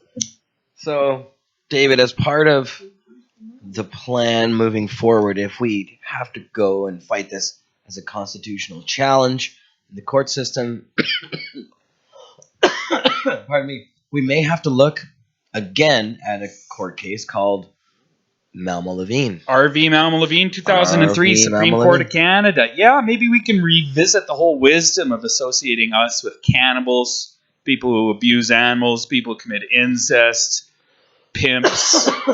Okay, David, explain that to people. So what are you talking about? What is this RV Malma Levine, and what is this cannibal stuff? The list of the cannibal argument was the argument that the Supreme Court of Canada wouldn't share with me while I was in court. I begged them 4 times to come up with holes in my argument. They said, oh, perhaps we're all convinced. They wouldn't share their doubts with me in court. They wouldn't share any of their thoughts with me in court. You're representing yourself? I was representing myself. John Conroy was representing Randy Kane. And there was Chris Clay was represented as well. So we had a bunch of lawyers in there and me. And they really didn't have any criticisms of my argument. But when the decision came out, we found out, A, there was no such thing as a harm principle incoming, which is a principle found, like the harmless should not be harmed. It's a principle found in all sorts of legal documents, like the first English Constitution of the Levelers, the French Declaration of Rights of Man and Citizen. It's found in John Stuart Mill's On Liberty, where Trudeau got thought, belief, opinion, expression, association, assembly, all our political rights. From the very next sentence in that list is taste and pursuit. But it doesn't exist in the Canadian. They say it's Charter not of Rights and a Freedoms. principle of fundamental justice. So it would have protected us under Section 7 of the Constitution. They found it doesn't exist, even though it's in all those primary constitutional documents. And the second thing they said is, well, cannabis users are kind of like cannibals, or people who abuse animals, pimps, those who commit incest, not quite harmless, not quite harmful. It's arguable. Best left up to Parliament. That was their thinking. Had I been able to address their point in court, I would have said, no. We're not like all those other groups. For one thing, there's no activists in any of those other groups. They're not marching through the streets. There's arguably an element of harm in each one of those things. Because cannibals, even if you're not dead yet, they make everyone feel uncomfortable. Am I food? Am I going to get eaten? Is this guy going to kill me? Is this guy looking at me hungrily? I feel uncomfortable when I'm in a room full of cannibals. Obviously, you don't subscribe to Cannibal Culture magazine. I don't believe that cannabis and cannibals are equivalent just because they sound similar. I think there is an element of harm of the desecration of corpses and making people feel like they might be food. That uncomfortability is a harm that doesn't exist with the cannabis community. Or David, people that's a great point. And did I mention how delicious you look today? Well, geez.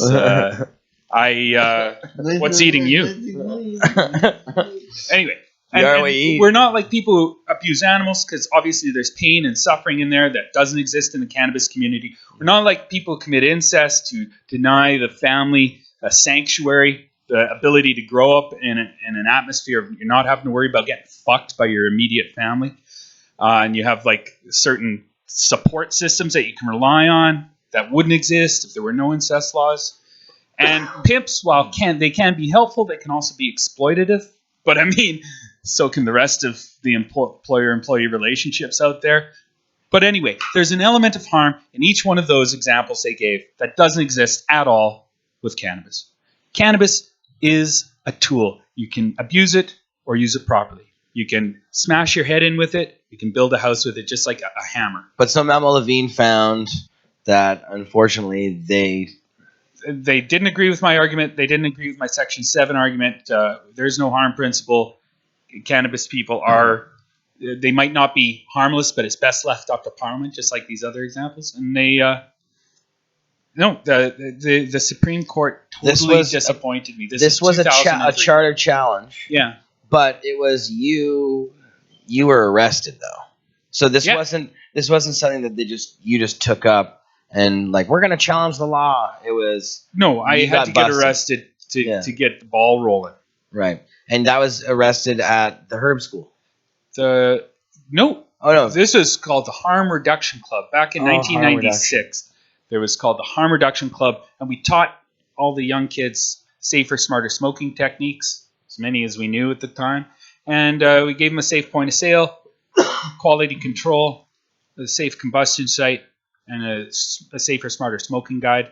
Where was that? Just down the street? Well, the first location was on Commercial Drive, just off Commercial on 4th. Mm-hmm. And the second location was out in Burnaby, 420 Grove Avenue.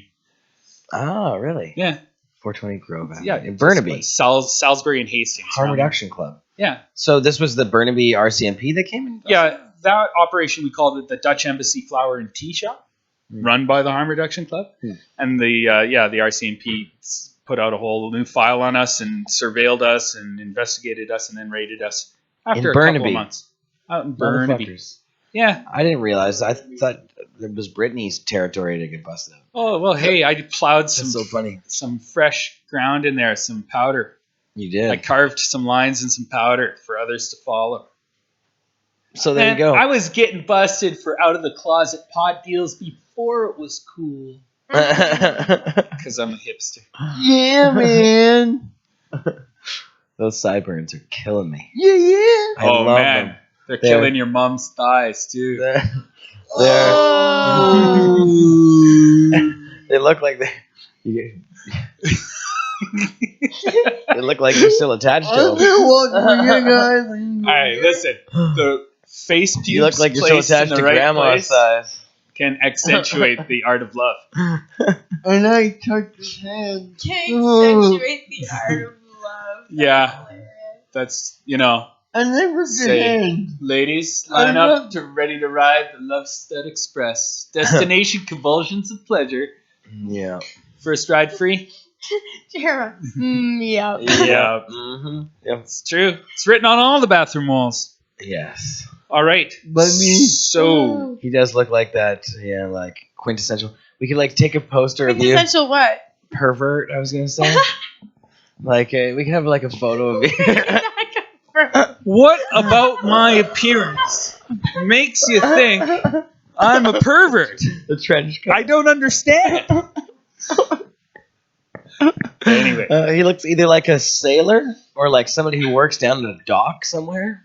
Yeah, well, or a pervert, which is all of the above. Chicks dig that look. When did this become a DML rose? Right now. I think it's when I brought up my my ongoing love affair with his mom. Yeah. Yeah. That makes sense. I know. That made it personal. My mom's 85 years old. Yeah. She says hi. Yeah.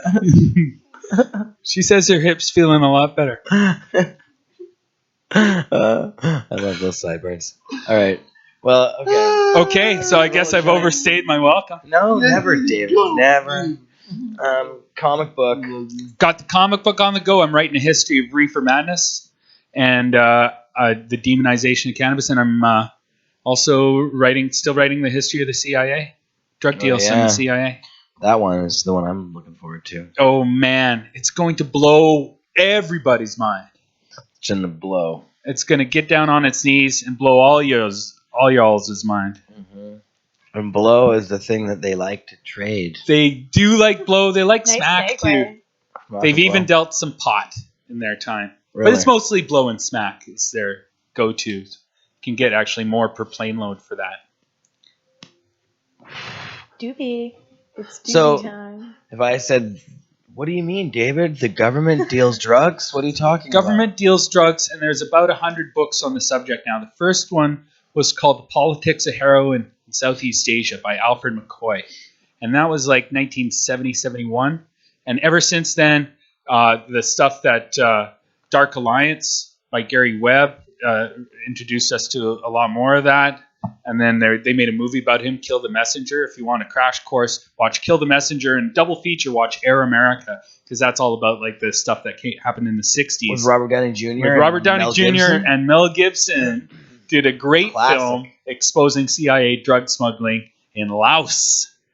Laos. But they've been doing it ever since World War II. They were bringing back opium from Burma in the early to mid 40s. A guy named Paul Helliwell did that. You can read that about that, I think, Dan Russell's Drug Wars. You can read about it in Whiteout. There's a book called Whiteout. Cocaine Politics is another good one. Barry and the Boys. This is about Barry Seal. There's a movie coming out. Who's apparently. Barry Seal?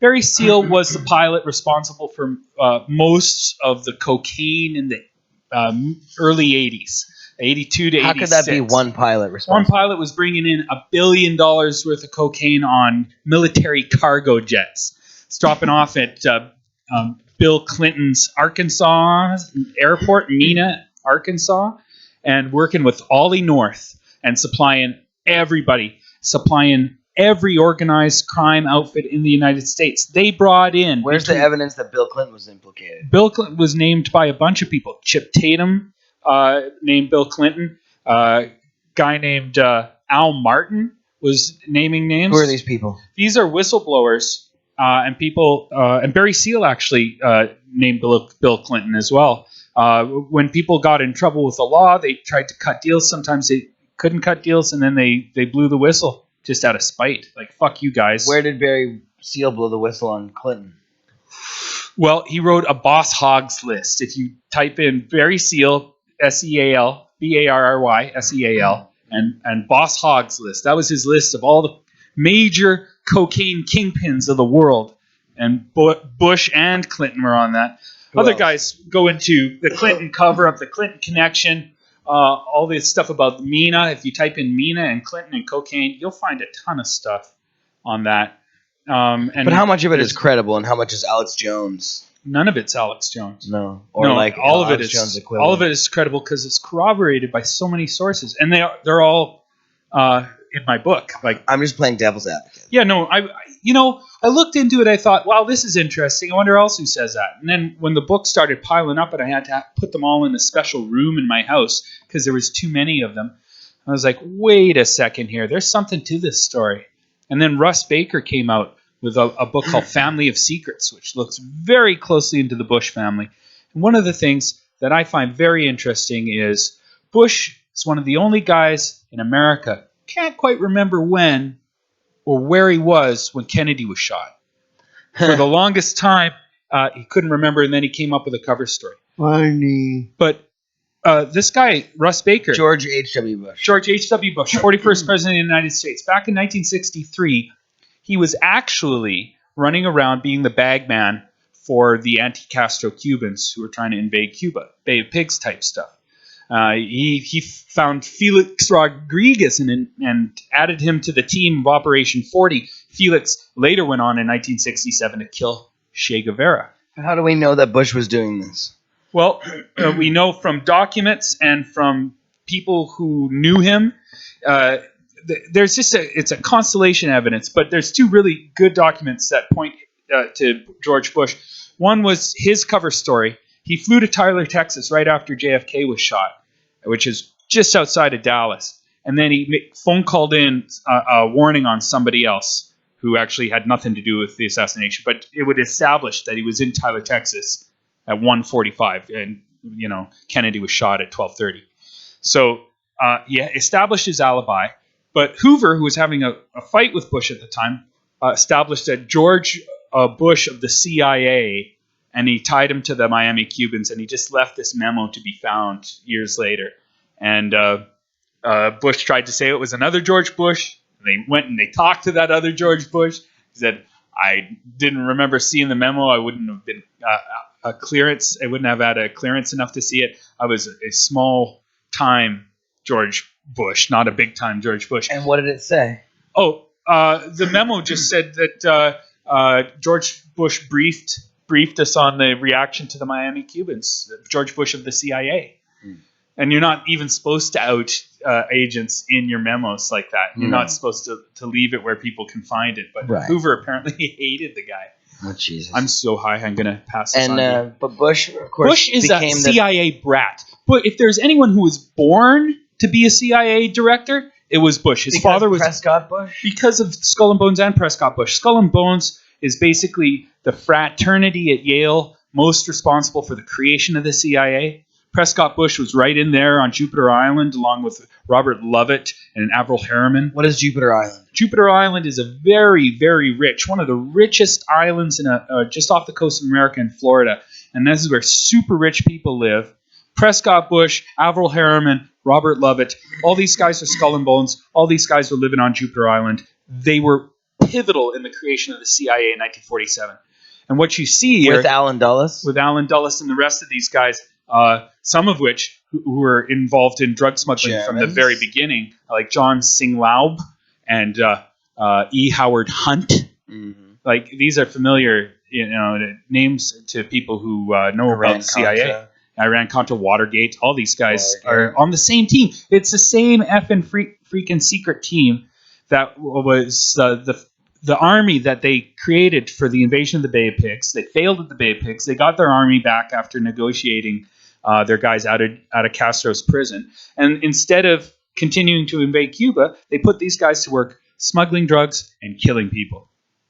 And smuggling guns. And fighting secret armies in other areas, like in Laos. They moved everybody in the late 60s over to Laos, and they had the secret army there. Same group of guys.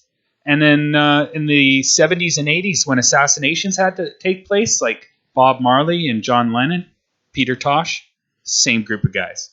So it's incredible. And Marilyn Monroe and JFK's one of his other mistresses, Mary Pinchot Meyer.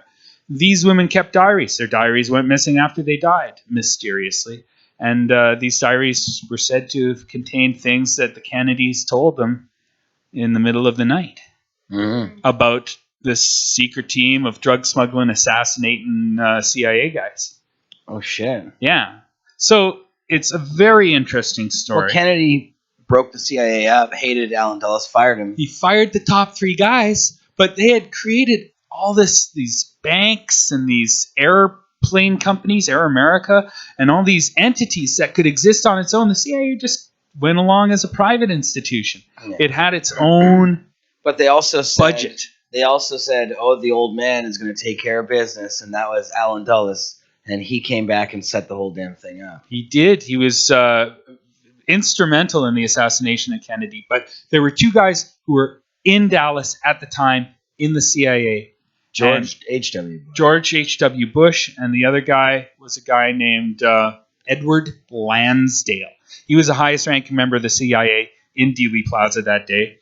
George was the second highest, and they were both also drug smugglers. Where's the proof George was there? Well, there's a photograph of him being there. There's a very famous photograph of him right out in front of the Texas School Book Depository. That could be anything. It could be him. It could be other people. It could be him. But he doesn't remember where he was on the day of the assassination. We do have a newspaper clipping from Russ Baker's Family and Secrets of him being in town the night before for the oil producers of Texas Association. Him not remembering where he was doesn't prove he was in Dealey Plaza. No, but everyone else in America, aside from the guys on the hit team, totally remember the moment they heard the news. But it's very suspicious that a guy whose father was in military intelligence in World War I, who grew up as a CIA brat, who was in the fraternity that the CIA sprung from, who was involved in offshore oil in the Caribbean right around, they set it up in 1953, right around the time they lost United Fruit in Guatemala and needed a new source of revenue to fund their secret wars.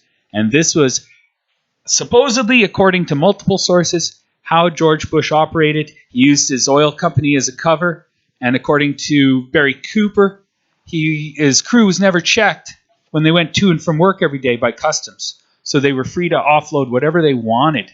But back then it was suitcase size. By the time it was Barry Seal type operation, they needed their own private airport with air hangars and military guys cleaning the planes up. When you said Barry Cooper, you meant Barry Seal? No, Barry Cooper wrote a book called Behold a Pale Horse. And he says that the first offshore oil rig was George Herbert Walker Bush's, the Scorpion, 1956. And I'm so high. I'm going to pass it to you again. The first offshore oil rig ever? Ever was George Herbert Walker Bush's, the Scorpion. And it was located where? Right between the Mafia's Havana and Florida. The perfect stop-off if you want to minimize the amount of gasoline you use to get your cocaine and your heroin into the United States. So they were economical. They were thinking economy. Let's keep the price of cocaine and heroin down. Let's not spend any more on gasoline than we need to. There's something called the French Connection. It's basically Burma, Laos, Marseille, France, and then it goes to Cuba, Miami, and New York City. That's the route that what came out of the Golden Triangle into the biggest drug market in the world, America. And the route it took was through Cuba. There was a conference, 1946, 47, winter 46, early 47, and they had Frank Sinatra play there, and all the Mafia guys came, all of them, and it was organized by Lucky Luciano, Meyer Lansky. And they basically said, okay, we're going to use Havana as our center of operations. And that lasted till 59, when Castro booted out the Mafia out of Cuba. And then they were like, we got to do something about this Castro asshole. He's cutting into our drug profits. We had a smooth operation going on. Now everything's higgledy-piggledy. And so they work on shooting Castro, assassinating Castro. They had a ton of different plans to assassinate Castro. This is called Operation 40. Another guy on Operation 40 was a guy named Porter Goss. There's a photograph, Barry Seal, Porter Goss, Felix Rodriguez. They're all drinking in the same nightclub in 1963, January of 63. Porter Goss went on to be head of the CIA for W.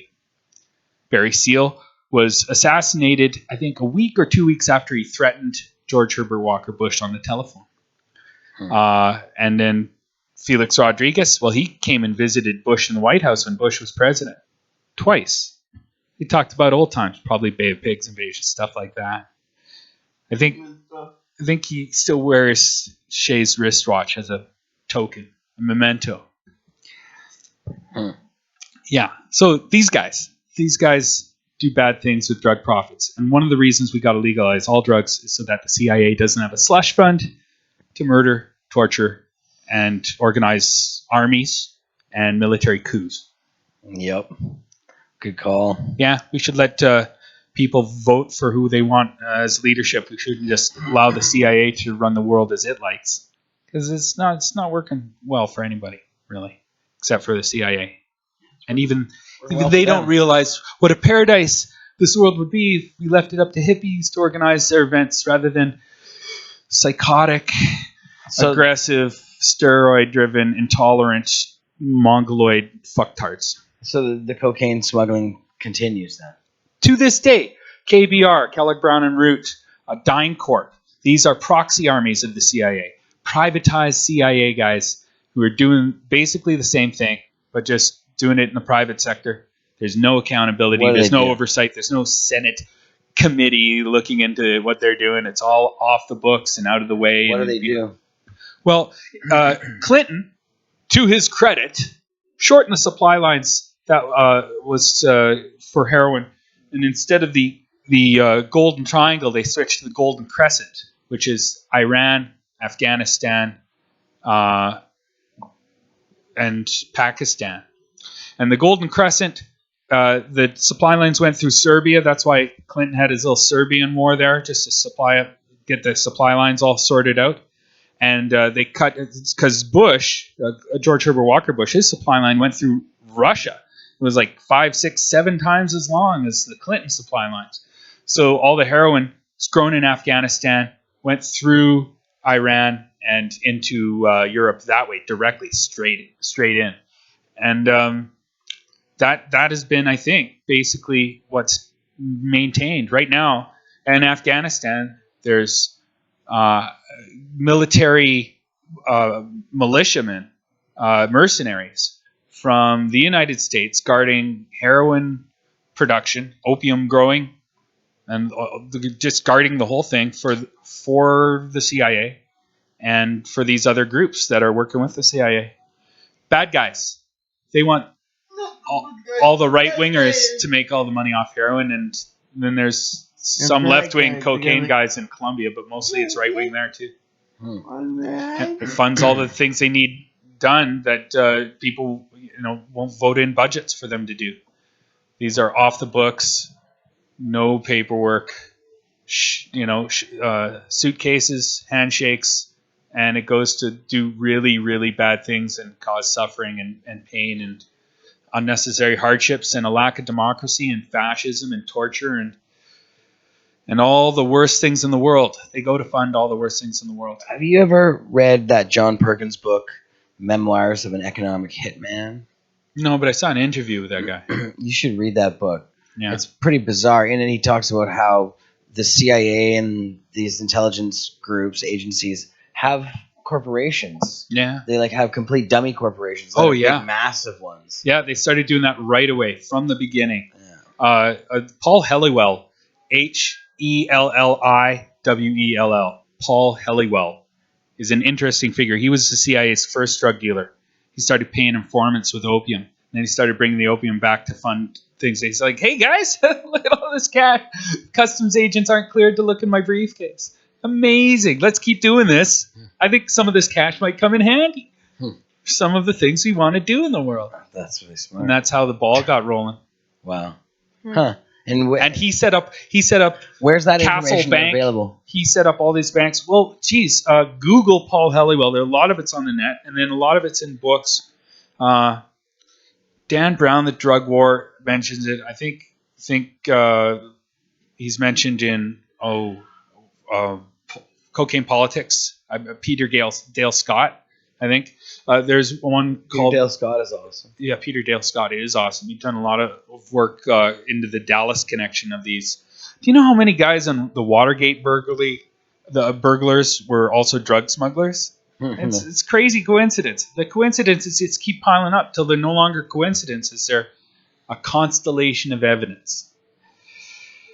Well, those guys were into all kinds of nasty shit. They were into assassinations. And including the whole John Lennon thing. And yeah, the John Lennon thing. Yeah, who's a doorman? There's 8 shots fired, and Chapman had a gun with room for 5 bullets.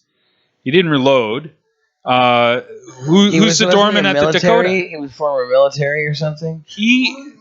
Chapman got training with World Vision, which is a CIA front. Yeah.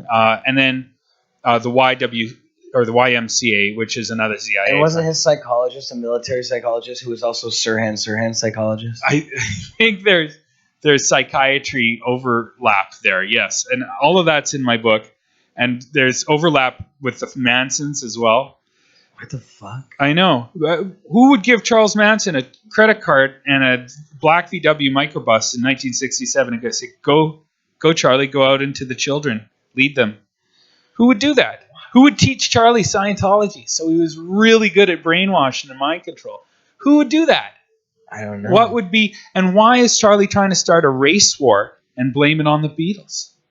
That kind of sounds like Operation Chaos. Google Operation Chaos. It's a joint FBI-CIA operation that's aimed at prominent celebrities and the restless youth. And it amounted to the assassination of Fred Hampton of the Black Panthers, the assassination of Meredith Hunter at Altamont, and the killing of Sharon Tate and others by the Manson family. And all 3 of those stories were on the front cover of every newspaper in America at the beginning of the last month of the 60s, December 1969. They were within days of each other. It was like Somebody scripted it out of a Hollywood movie. How are we going to push blood all over the 60s and make the 60s in people's minds not Woodstock, but chaos and blood and murder? Well, let's do these things. And even there's Operation Chaos written on one of the documents that they got out of the John Lennon file.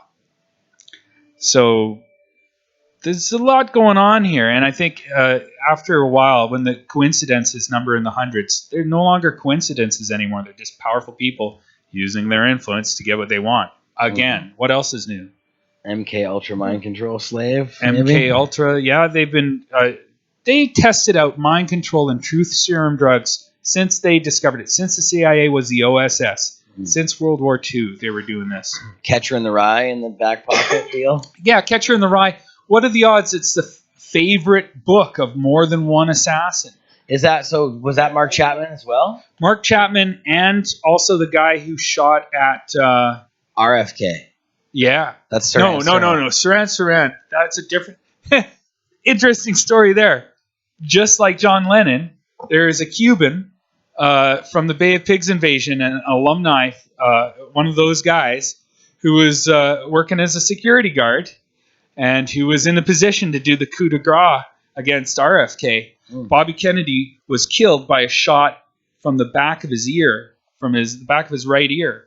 And Saran shot from the front. So who killed RFK?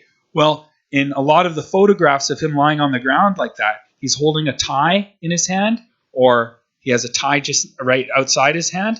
That tie belonged to the Cuban Bay of Pigs guy. He grabbed him? He grabbed the guy who killed him. He grabbed his tie. And he couldn't say anything because he was filled with bullets. But I think he left a clue to who killed him. What? That's crazy. For real? For real. No way. And he's got a tie in his hand. He's got a tie in his hand in some of the photographs, or lying right outside his hand. And it's a tie of that security guard. Huh. Well, that's creepy and weird. Yeah. And so, but the security guard, so he's the guy who shot him in the back. Well, he's the guy who shot him right in the back of the ear. Yeah, they had to get him too. They had to get him to, because if he became president, he would open the books. And he was going to become president. And he said, I want to find out who killed my brother. Yeah. And that kept Bush awake at night. He knew who killed his brother. He's going to find proof of who killed his brother. Yeah. Yeah, it's crazy that they all just had to shut up after they popped them both. Everybody had to shut up. Well, yeah, and they set up, I think, I haven't looked into it as well, but I think they set up Teddy to get shamed out of running for president. Right. With Chappaquiddick. But that's another story for another day, kids. I'll look into that more before I talk about it. But it does read The Devil's Chessboard. The Devil's Chessboard, that book by... Have you read that yet? Did you read that? By David Talbot?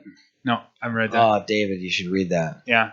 But I've been reading so much. Been The Devil's... what's it, the one about Dulles? That's the one, yeah. The Devil's Chessboard. The Devil's Chessboard. Yeah. Yeah, I have been trying to read that. Yeah, that's I got good. through the first 3 or 4 chapters. Yeah, it's great. Yeah. That's some scary stuff, though. Well, all this stuff is coming out because a lot of these guys are dying off, and they're telling their stories before they do, and, And their families telling the stories. Yeah. Like Howard Dad Hunt said confessed to the JFK assassination. Yeah. Hunt was involved in anti-Cuban, anti-Castro Cubans. Same thing with Bush. Yep. He said LBJ was running the whole deal. Yeah, well, I think LBJ was complicit, but I think Bush was like hands-on. He was really a hands-on kind of guy. Wasn't Bush Dulles' guy? Well, Bush, yeah. I mean, Prescott Bush, Allen Dulles, they were fighting in World War I alongside each other. They were part of a lot of the same clubs, the same gentlemen's clubs. These are, places where nobody else could even afford to walk through the door. Mm-hmm. James, there's an interloper. Have him removed. These are the rulers of the world, the most powerful people in the world. The Dulles brothers were lawyers for Sullivan and Cromwell, which was one of Rockefeller's law firms. No, these guys are the heaviest of guys. They represented IG Farben. Yeah. And General Electric and General Motors. I think they set up the IG Farben Standard Oil merger. Oh, I gotta run. Oh. I will see you later. Sounds like you're running off to I gotta see a guy about a thing. Gotta see you See guys. you, Thing. DML. All right, Thank David you. Malman Levine, always knowledgeable, and enlightens us with many, many facts of the past and future. Bye, David Malman Levine. Yeah, next week we'll have an article on how Trudeau lied and how the cops lied. Trudeau's a liar. And the cops. Trudeau. Okay. All right, David. And we should probably wrap it up. It's already 6:30. We just knocked Well, out I an haven't hour. even had my first show yet. What are you Hi, saying, J-Mac? motherfucker. J-Mac's high. Hey guys, what's up? All right, well, we're going to wrap this up. Thanks for watching out there in Pod TV land. We love you. Tune in to see this one here, Mondays, 4 p.m. 420 Lifestyle. That's right. That You is can watch Carly and Marijuana Man and Lego. Friends on Wednesdays at 4. Craig X, Expert Joints, Thursdays at 4:20. You can watch me every Friday, 4 p.m. with J-Mac. With me, Meatball Geek, yes sir. Thank you, Friday And show. Johnny, who was And arrested. Johnny Marcano. But we love Mark and Jody, and we love Brittany, and we love Chris and Aaron. We love you guys so much. I miss Jody and Mark so much already, and it's terrible that this is going on, but we'll get them back soon, and it's not going to be like this forever. Government can't get away with this stuff, and we're going to keep fighting. So we love everybody out there, all of our supporters and all of our viewers. Keep on tuning in. You can watch all of our other fun and all the things we do at pod.tv and cannabisculture.com. Peace. Yeah. I'm really Are hungry. we done? We should hit another ball. Are we done? Oh, it's already packed. Oh, Is that very Jacob? nice.